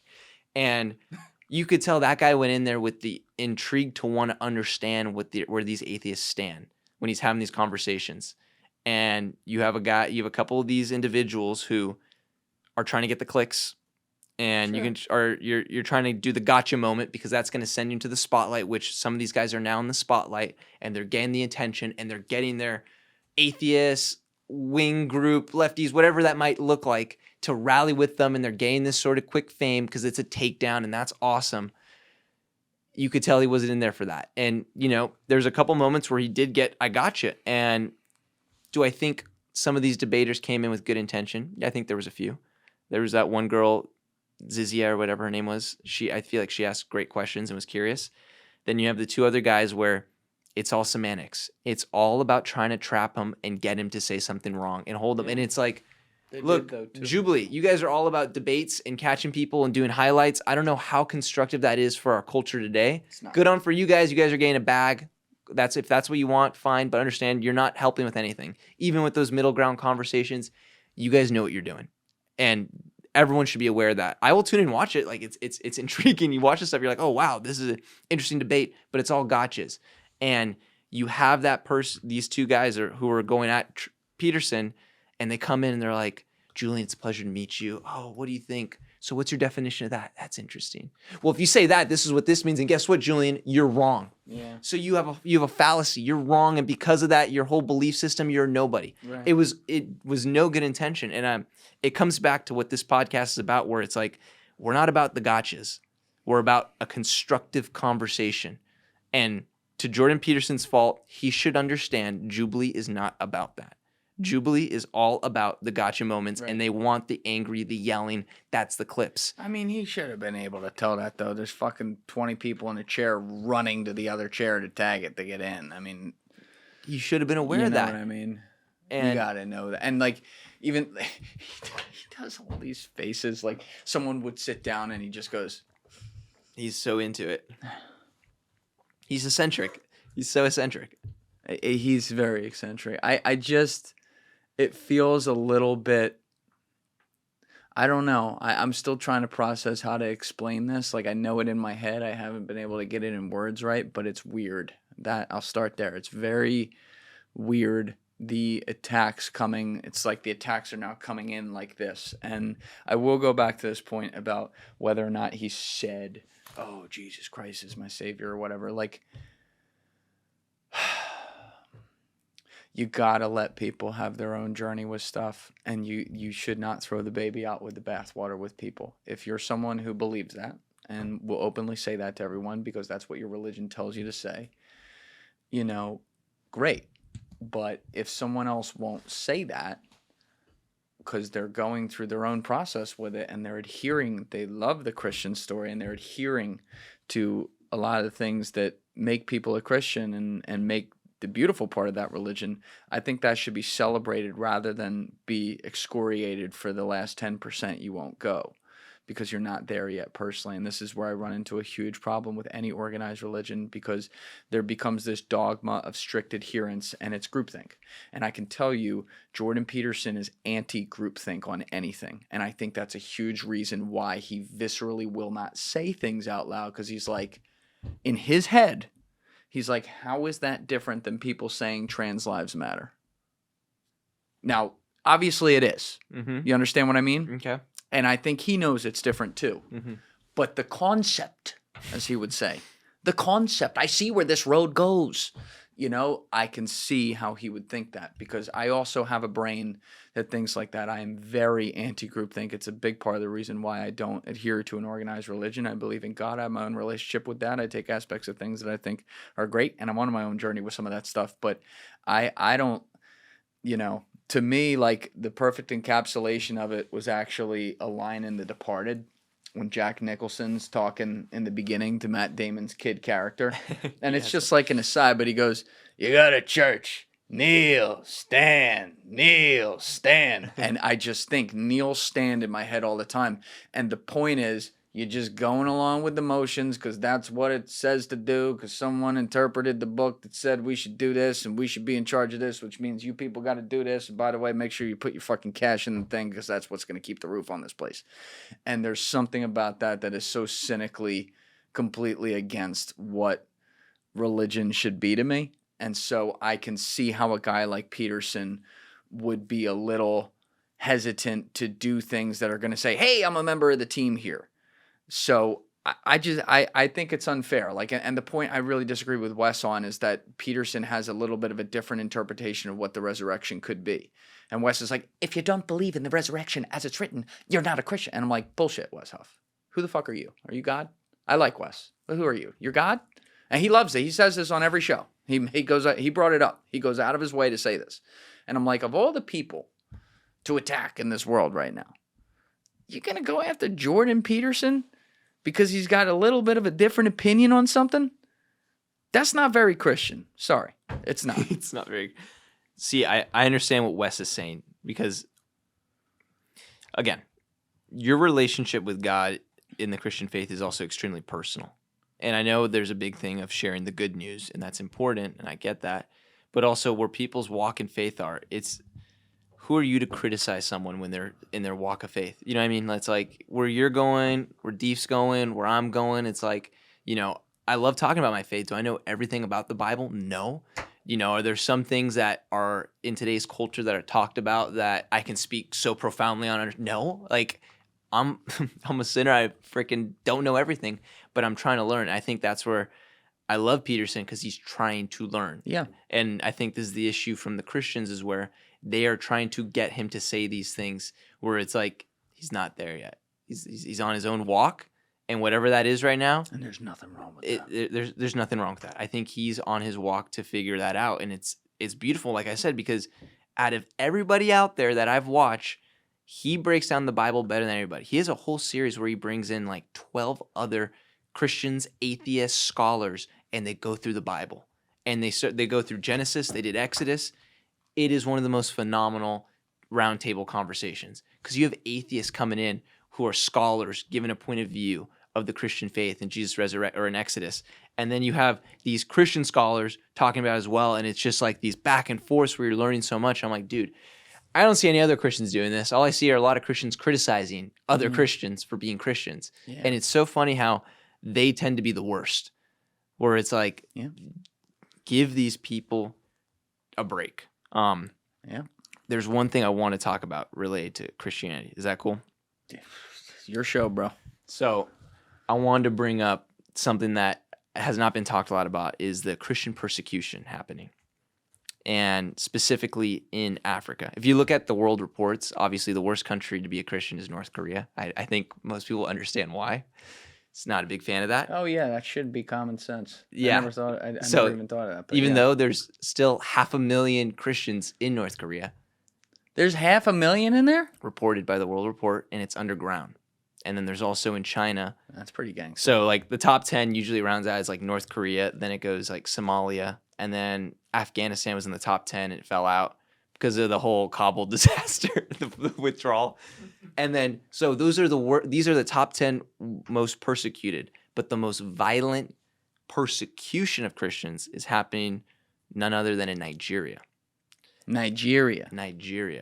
And this is What's where you their know beef? about this. You know about this, which is so funny, is the ISIS groups there of Boko Haram. Yeah. And then you have also in the Republic of Congo, which in February, this is an important story to talk about, there was 73 beheaded Christians.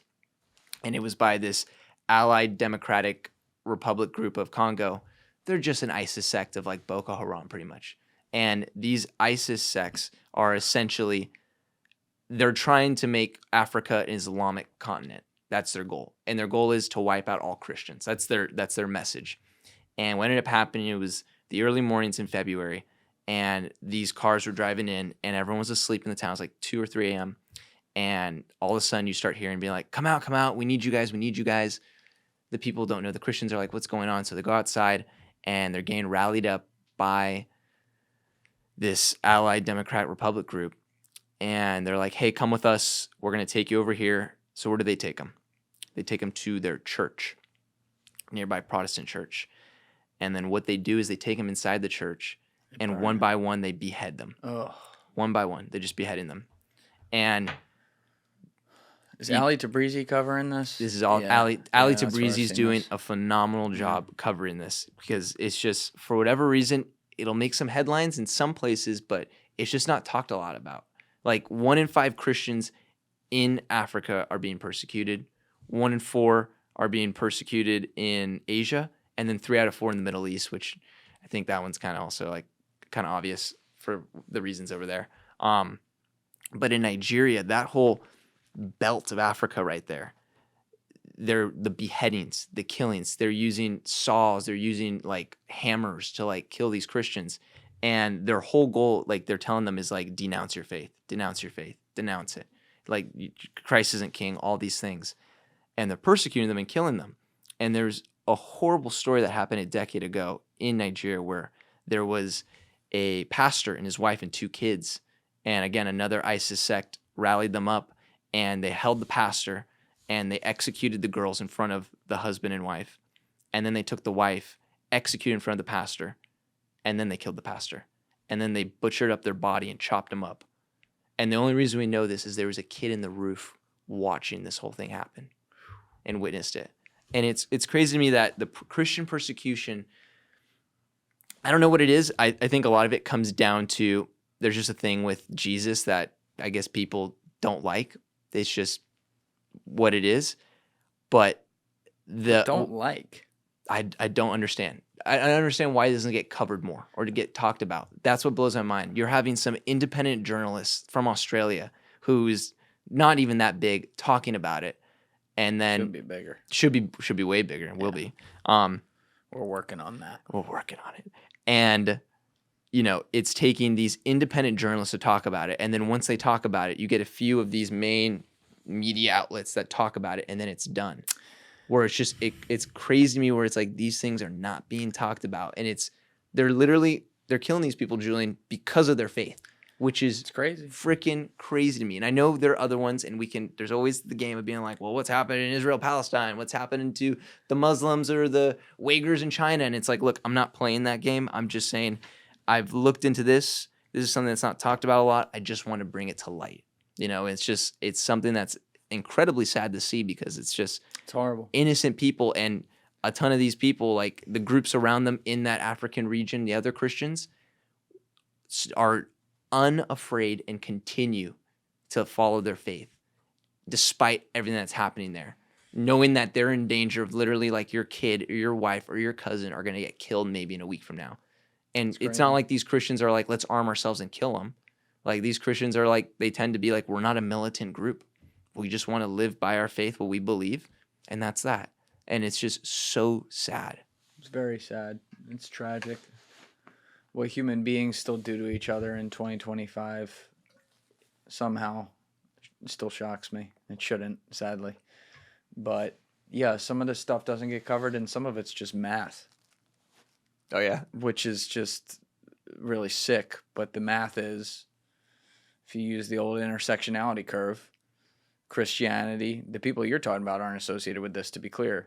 You're talking about people in Nigeria and some of these other countries that are smaller that we don't think about, but like Christianity is a Western white man's religion with a following of 2 billion. It's the highest on the curve.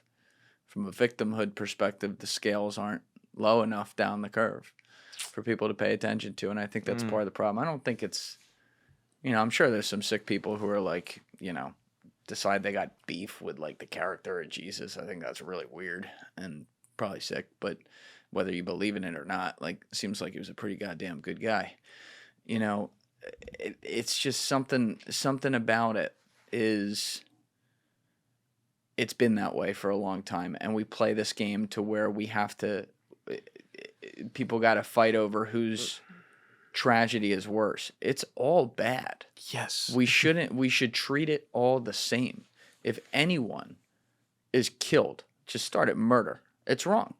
Then you start at, then you get to, if anyone is killed on the basis of their social background, their racial background, their country background, their ethnic background, insert anything you want here above. It's all horrible. Yeah. And part of the problem is what gets clicks. Yeah, we know this. I saw Charlie Kirk tried to get this kid at Cambridge in a gotcha, and he failed miserably. The kid was advocating for Palestine. He's like, can you name me the other genocides happening around the world? And the kid goes, Myanmar, and which is the one, which is the one that Ephraim fights. So we know about that. And then, it's really sad. I can't remember the other one he said.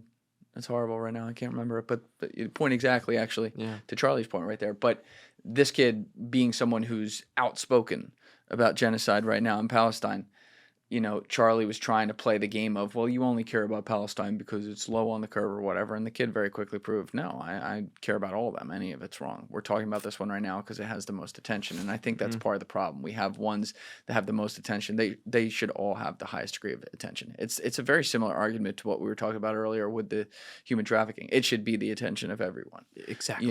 And I don't know.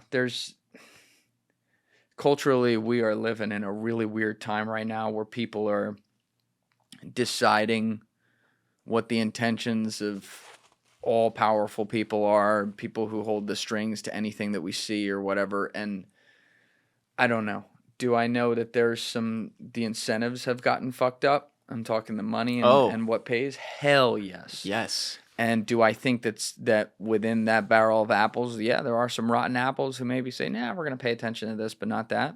Fuck yeah. And do I think there's also probably bureaucracy in different governments around the world interfering with that? Abso-fucking-lutely. And, they're probably telling themselves they're doing it for the right reasons, but probably not in the end what it is. And I think, it is sad that a guy like Ali has to cover these stories and, it's important though that guys like him do, and when he's here, we'll talk about it for sure. And you know what's the strange intersection that you know about is these Islamic extremist groups. How are they being funded? What do you mean? The poaching. A lot of them are doing there for poaching. Oh, in Africa. You're in saying. Africa, Yeah. And they're going after the Christians, but the funding is coming from some of these Middle Eastern, even Chinese countries that are keeping them afloat Because they pay for the ivory and all. Yeah, it's crazy. It's crazy. Everything's just follow the money. Everything's interconnected, and it's like we were saying in a separate conversation earlier. People are just casualties on the board.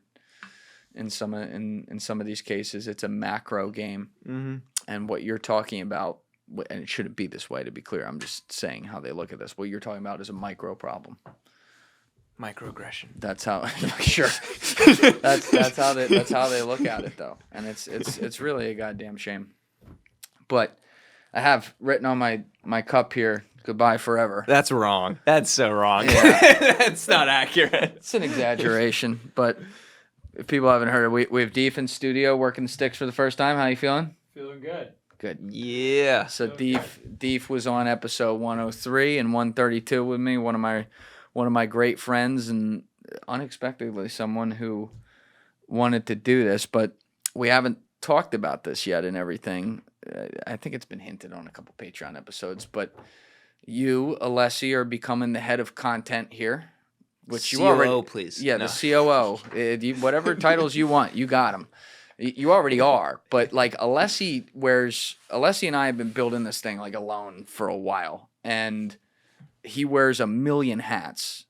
We both do, but like the number of hats that he's added over the past 18 months, especially, is unbelievable. Considering like where we were starting with all this and what you knew and what you had to Grassroots, learn. baby. It's fucking incredible. So you've been doing an amazing job. But obviously you hate New Jersey. No. You look at New York as the city of Sodom and Gomorrah. Whereas Joe Deef and I are alive when we walk through this concrete jungle. So I knew obviously you were going to want to go to Florida at some point. To be honest, I thought you were going to come home from your wedding last year and be like, I'm out. And I was ready for that. And then you lasted like another 10, 11 months, which that's awesome. Thank you. But what I like about this is you're going to get to focus on all the shit that you're the best at that also helps me the most as well. And I got someone here who can do the in-person job fucking amazing. And we all got chemistry, which is great. But you know, I wanted to make sure we did an episode like we have the Julian and Alessi show that we've been doing on Patreon, which I guess is going to be the Julian and Deef show. Double D show, baby. The double D. But, you know, we haven't, since episode 85, when you were on long before you were working with me, we haven't done a podcast together, and I think that was well overdue. But I think people really need to know. I do love it when people in the comment sections recognize like you doing a lot of stuff here, which is great. So there's a lot of people out there who have picked up on that. But for the people that listen to the show regularly who don't understand how much you've done behind the scenes and how much you bought into this thing and made this what this is today, they need to understand that. And you're going to continue to do that with me. So I wanted to make that very clear to people. Unless he's not, this is a joke. He's not going anywhere. He's just technically moving to Florida because he hates it up here. But Stop. I do want to say, and we'll talk about some of the background here and give people that. And we went deep on John Rondi's show again, so you can really get the full story there. But I do want to make sure publicly, you know, I thank you, and everyone out there has a chance to thank you for getting it to this point and helping set up this studio and get the live switching going, which is not something we did before I had you. And I've always said, like, you got to have the people who believe in you when a lot of other people don't. And you were one of those very first guys, and I didn't even know you when you first did it. So I will forever be indebted to that, and I'm very, very happy to see where you're at, see you doing your own channel, which everyone needs to go subscribe to, by the way, in case you haven't figured that out yet. You know, and continuing to do great work with us too. So thank you. Well, thank you, Julian. You've changed my life. That's for sure. It's crazy to say, but it's very true. This last week, I've been very pensive about the move because I've moved a few times from California, Santa Cruz, San Diego to Miami, and I lived in a bunch of places. And then coming up here, and it was just like, we always knew, but it was only going to be a little bit of time I was going to be up here. I didn't know how long. All I knew is I was like, 2.5 years. That's a while. I know it is Stayed a while. I was like, what I know is I believe this guy is going to be the biggest podcaster in the world. When I sent you that Snapchat when it was like under 100 subs, and I was like, dude, you're going to be the next big thing. I can't believe you're not bigger. This is wild. And I sent you that, and you were like, thanks _T. I was like, I didn't quite say that. You said that on John's. I said a full thank you and everything. But I did turn the phone around to my mom. I'm like, get a load of this idiot. yeah. And I remember that thinking, because I remember when I first heard you, it was one of those rare moments where I've never experienced it, where I was like, I was listening to something which I thought was way bigger than it should be. And I was like, what the heck? I was like, I remember I went to your page twice looking at the subscriber account. I was like, this is so bizarre. And wasn't as big as it should be? Yeah. Okay, yeah. Yeah. What do you think I said? You said it's way bigger than it should be. I'm like, damn, no, I only had 100 subs. No. It was Deef was over here like, oh. No. It should have been way bigger. And you know, we obviously have told the story where we met in the Lex Fridman comment section. And you want to tell that story for people out here? We can repeat that one. Yeah, we can repeat that. Yeah. So essentially, I had started my podcast at the time, and it was like 2020, and I was just I knew about Joe Rogan, the Lex Fridmans, all these people, and I was like, all right, Lex Fridman had a post about some equipment, and I was like, yo, what's your equipment? Even though I knew there was a 0 chance he was going to answer, but I just put it out there. And lo and behold, Julian Dorey sent me a freaking message being like, I got you, fam, and sent me 20 messages with the exact image and the actual link to each equipment I need for a podcast to start it. And I was like, dude, this guy is so generous. I'm going to give him a courtesy listen. So I remember courtesy listen. So I remember, because I was like, he must be a podcaster. Let's check it out. And I listened to it, and I'm like, dang, this guy's real. He's honest. Like he's got opinions that aren't freaking from the mainstream. Just they're formulated. Mm-hmm. And then that's when we started going back and forth. And then I remember 6 months later in June, you were like, hey, dude, you know, you've been following this thing. And I'm like, yeah, man, I'm going to ride your coattails. Like, whatever you need, I'm going to help you. And you're like, yeah, when there's the time for a producer, whatever that looks like. And, you know, at this time we're talking, you're making -$bucks a month, and I'm broke, you're broke. And we're just like, we'll figure it out. We're going to figure it out. He's like, when it comes time to that, we'll figure it out. And then, you know, we had a couple dates lined up. And, you know, we were like, we got to push him off a little bit. We're not quite there yet. And then eventually in February 20, it was January 2023. January 2023. But even before then, November of 2022, I'm like, dude, I'm going to come up at some point. Like, it's going to be sooner. And then it was January. I'm like, dude, I'm going to be there next month. And you were like, I remember you freaking out thinking like, no, you were like, I'm here. I was like, what? You were like, dude, I'm not in a position. Like, dude, I'm still not there. I'm still in my parents' basement. Like, dude, I haven't worked it out. Like, we're getting there, but we're not there yet. And I was like, dude, I believe in this. Like, it's now or never. That was my mentality. It's now or never. We got to make this happen. Like, I'm going all in. And at the time, my wife now, she was my girlfriend. She's the one that's not a big fan of the Northeast. Just due to the cold, she just horses. She's just not the biggest fan. It's hard. Fine way of putting it. It's hard for her to work out in the winter with the winds and all that. We understand. Which shout out to Emily for coming up here and grinding that out for 2.5 years. Yes, shout out to my wife. Appreciate that for supporting that. And I told her, I'm like, hey, there's a job up there that isn't paying much right now, but it's gonna be something, and it's gonna work out. You know, if you believe in me, let's make it happen. If you don't, I totally understand. I'd love if you'd come. And she rallied with me, and I was like, wow. And obviously when we first got up there, that's when everything started to kind of go south for a little bit of time. But it was like, I don't know, maybe it was this relentless but also idiot stubbornness and belief where I was like, it's gonna work out. Like I just knew it. I don't know what it was. It was just, there was never a doubt. I'm like, this thing is gonna take off. It's just a matter of when. You know, I would love it to be sooner, but it wasn't. It wasn't sooner than I thought, but it was gonna take off. And then you'd have all the little hints, like, yeah, I ate ramen last night. I did get a meal in yesterday. I'm like, I understand. Yeah. Eat one more for two more days ration. Yeah, I remember. Oh my gosh. Yeah, I worked a lot of odd jobs that year. And then, you know, obviously it started to take off, and we had some low points, but it was always this undeniable belief where I was like, speak into existence, whatever you want to call it. I just knew, I'm like, we're gonna wake up one day and it's gonna be the biggest show. I just knew it. It was just about time and just having patience for what it was gonna be. And then, you know, obviously we had the low points, then we went high points. It was kind of like this. People say like you grow like up and down. It went like freaking down and then it went back up, luckily. And then, you know, it got to the point where it was like the last few months when I was talking to Emily about this, about making the move, I was like, you know, Julian's starting to get in a very good place. Like we've really built this thing. And that's when we started having the conversations of, and you know, where she was like, I can't do another winter here. And I'm like, just hold on just a little bit longer. Like we got to see this. I have to see this through. She has a dartboard with my face on it. I know it. No. She has immense respect for you. Immense respect. I appreciate that. And, you know, as soon as I saw where I was like, you know, when I came up here, I think you're at 200,000 subscribers. I don't remember. It was something like that. It was, so January 2023, it would have been at about 300.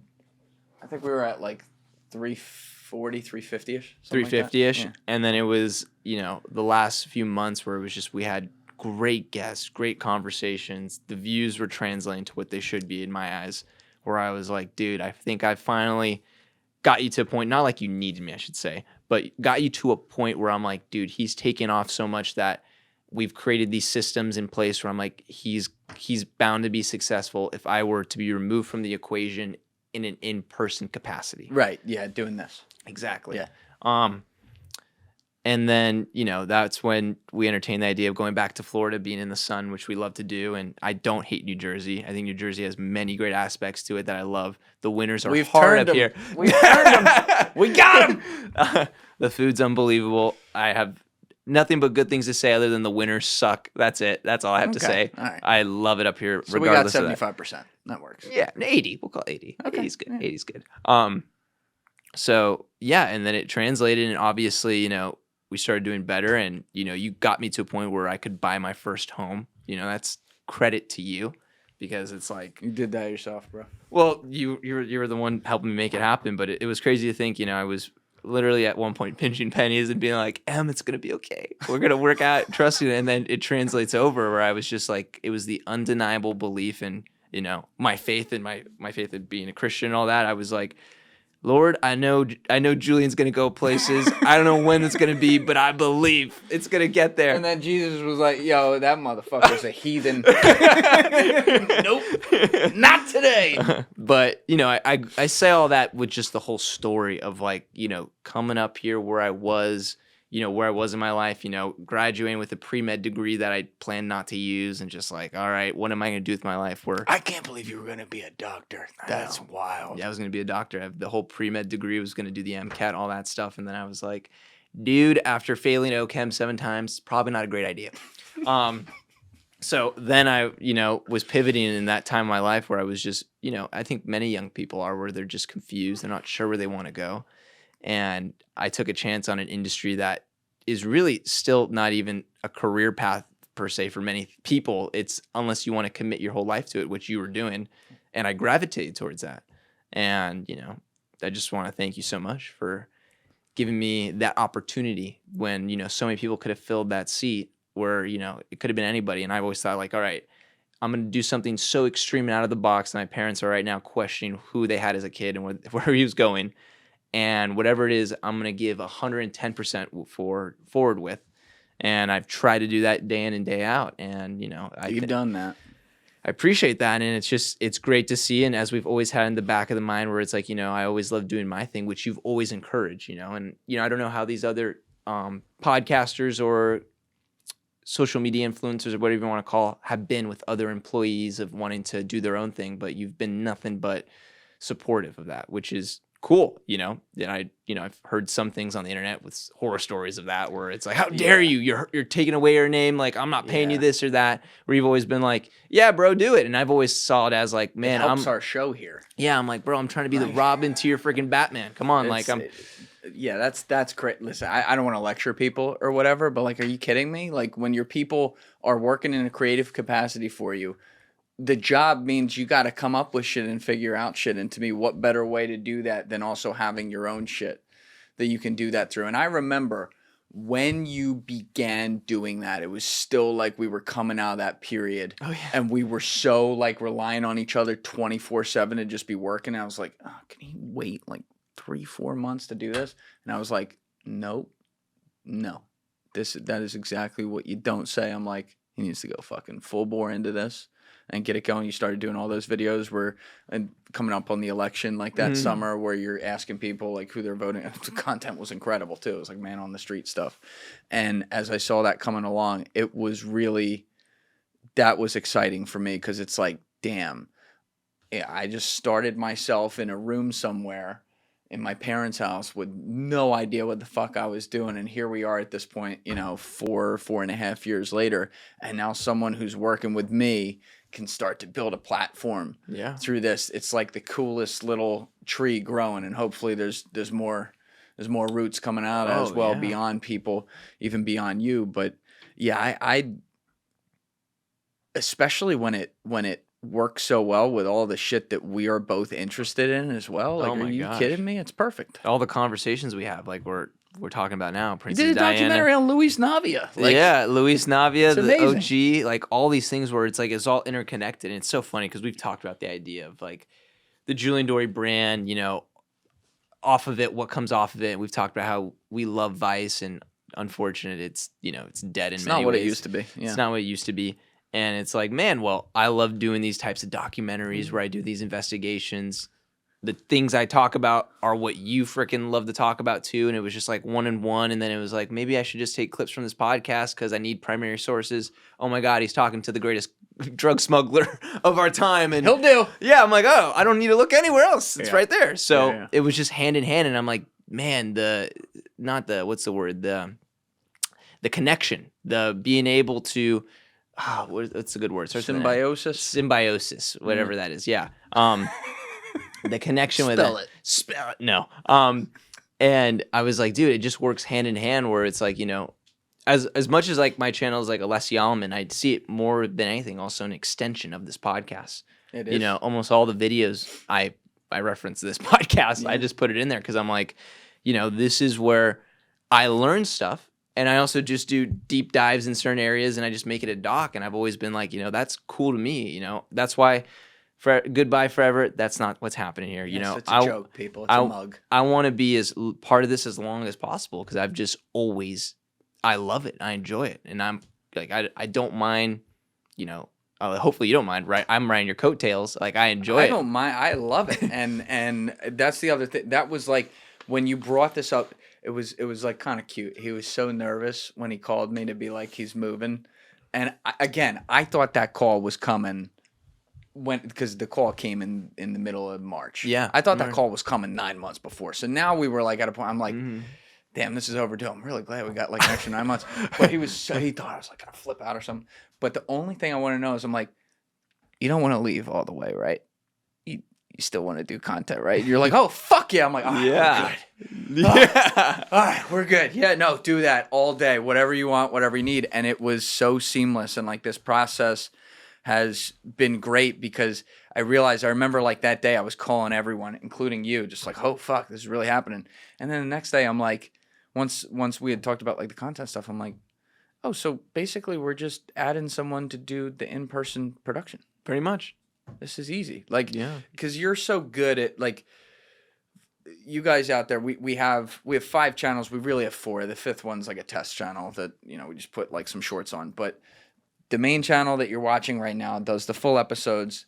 The 2nd channel does 8 to 20-minute clips, mid-clips. The 3rd channel does 1-hour podcast episodes. So every time we do an episode, it's 3 hours or whatever. So there's 3 podcasts in there. And then the 4th channel does shorts.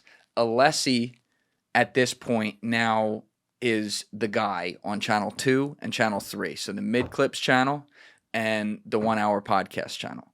And the amount of like intellectual data that goes into that to know how to run those things and figure out the system and help promote the show, which is what it does. It ties us into the algorithm, is incredible. And the stuff that you have come up with, especially since last September. That was like last August, September is when you really figured something, and I could see it. I'm like going through YouTube Studio. I'm like, oh shit, look what he's doing.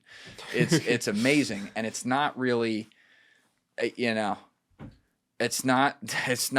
If I went to replace it, it would take a year for someone to really learn, and it would require you teaching them to really learn that. So that's amazing that you figured that out, and that's why I was like really excited that you're like, I love doing this. And we had a conversation in January where I was already thinking like, damn, I got to get him training someone because they're going to be way behind on this shit. They're not going to be able to figure this out.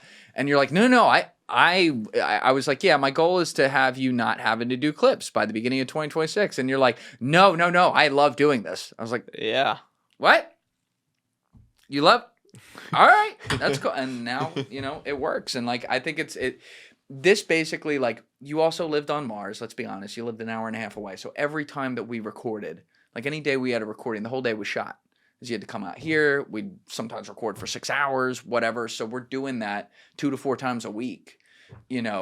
This now frees you up to continue to do this shit and also build your own channel and be able to work from home, live in a place you love. You can come up here whenever you want. I wish I will be. Which for good stuff that's happening, and you're basically like running. You're like the guy. I mean, you're doing the same thing. You're just not doing this. But exactly. Yeah, I just want to make that clear to people. Like you talk to Alessi, follow his channel and all that, and when you're watching the stuff we do, he's still the guy running point on all that behind the scenes. You've also helped me, like, as you know, a lot of as you start to whack out some weeds, new weeds pop up. So all these new hats that didn't exist a year ago now exist. I got to take on some of these, which means I got to hand off some of this. And it's been like the last 2 years has been you and me just doing this. Me being like, oh, I got to go pick this up. Can you lift this up? Go. And like, you've figured it out every time. And that finding someone like that is very, very hard, especially at the beginning. And like, of course it was going to be you. There was no one else it was going to be. I didn't have any other candidates. When we're talking back in 2021, I was like, this kid's perfect. Because, by the way, when I never, ever did this. Like, I was so locked in working when I was building. But Chaz Servino had left behind a joint, and I had like the craziest fucking week in December 2020 when I hit that Lex Fridman comment section. Pause. But when I hit that comment section, like, I'm going to answer this guy and take whatever. So I was like stoned as a goat. And I remember answering that. And then you were like, oh, wow, thank you. I'm going to give you a courtesy follow. And then and a courtesy listen. And I went and listened to your podcast that you were doing on the side in college. I remember I listened to the episode with the chef. Oh my God. I think it was episode 7 or Damani. something. Yes. Yeah. And he's like, you were like so curious about what's happening in this kitchen in Santa Cruz. I'm like, this guy's fucking great. Like this guy could be on the team. Oh my God, we've come so far. And there was so much, but I'm serious. Like there was so much there that I'm like, damn, that's like kind of fortuitous. And then it all kind of, it was never planned. It just kind of worked out, and we got to this point. And I think on a lot of YouTube channels and a lot of places, I'm not calling people out and doing this, but like people don't see the people behind the scenes that make it happen. I got the list. No, I'm kidding. And no, but seriously, like people need to see that and know that, because like I did this pretty much alone for 3 years, and then you hit the ground running. Yeah. And you can see the numbers where we've taken off since then on every channel. I mean, it shows a lot more than doubled since then, like a lot. I think it's like quadrupled. So thank you for making that happen. And we'll keep some, when you come up here, we'll do some content too. We'll continue to do some stuff on Patreon and all that. I'll hop on the Double D. Yeah, absolutely. But it's an exciting time. This, by the way, Deef, you can introduce yourself to everyone. They've already heard you on some episodes, but it's great to have you on board, bro. Great to be here. Honored to be here. Yes. And excited to be here. All right, we're going to have fun. Yeah, Deef is, we go way back. And when Deef was like, yo, I would totally do this, I was like, what? Yeah. I mean, but it makes all the sense in the world because, this guy's like an incredibly talented scriptwriter, actor, the whole bit. You got a play going off this summer in New York off Broadway, Sacco and Benzetti, that you wrote and star in. It's phenomenal, by the way. It's like an R-rated comedy play. Great. Highly recommend if people are in town in July to come see that. But, like this is now, you come do this with me like 3 times a week or whatever. You live right here. We can build creative shit together. You can also have time to go do all your creative shit and not have to worry about paying the bills. Like, suddenly I was like, damn, I should have thought of this earlier. It makes all the sense in the world. Yeah, and with that being said, I too very grateful for this opportunity to be here and keep this train rolling. I'm Happy to have you, gonna bro. I'm gonna be the guy now with the Scully cap, just like we gotta put more coal in the fire, throw more coal in the fire. Come on, it's gonna be me now.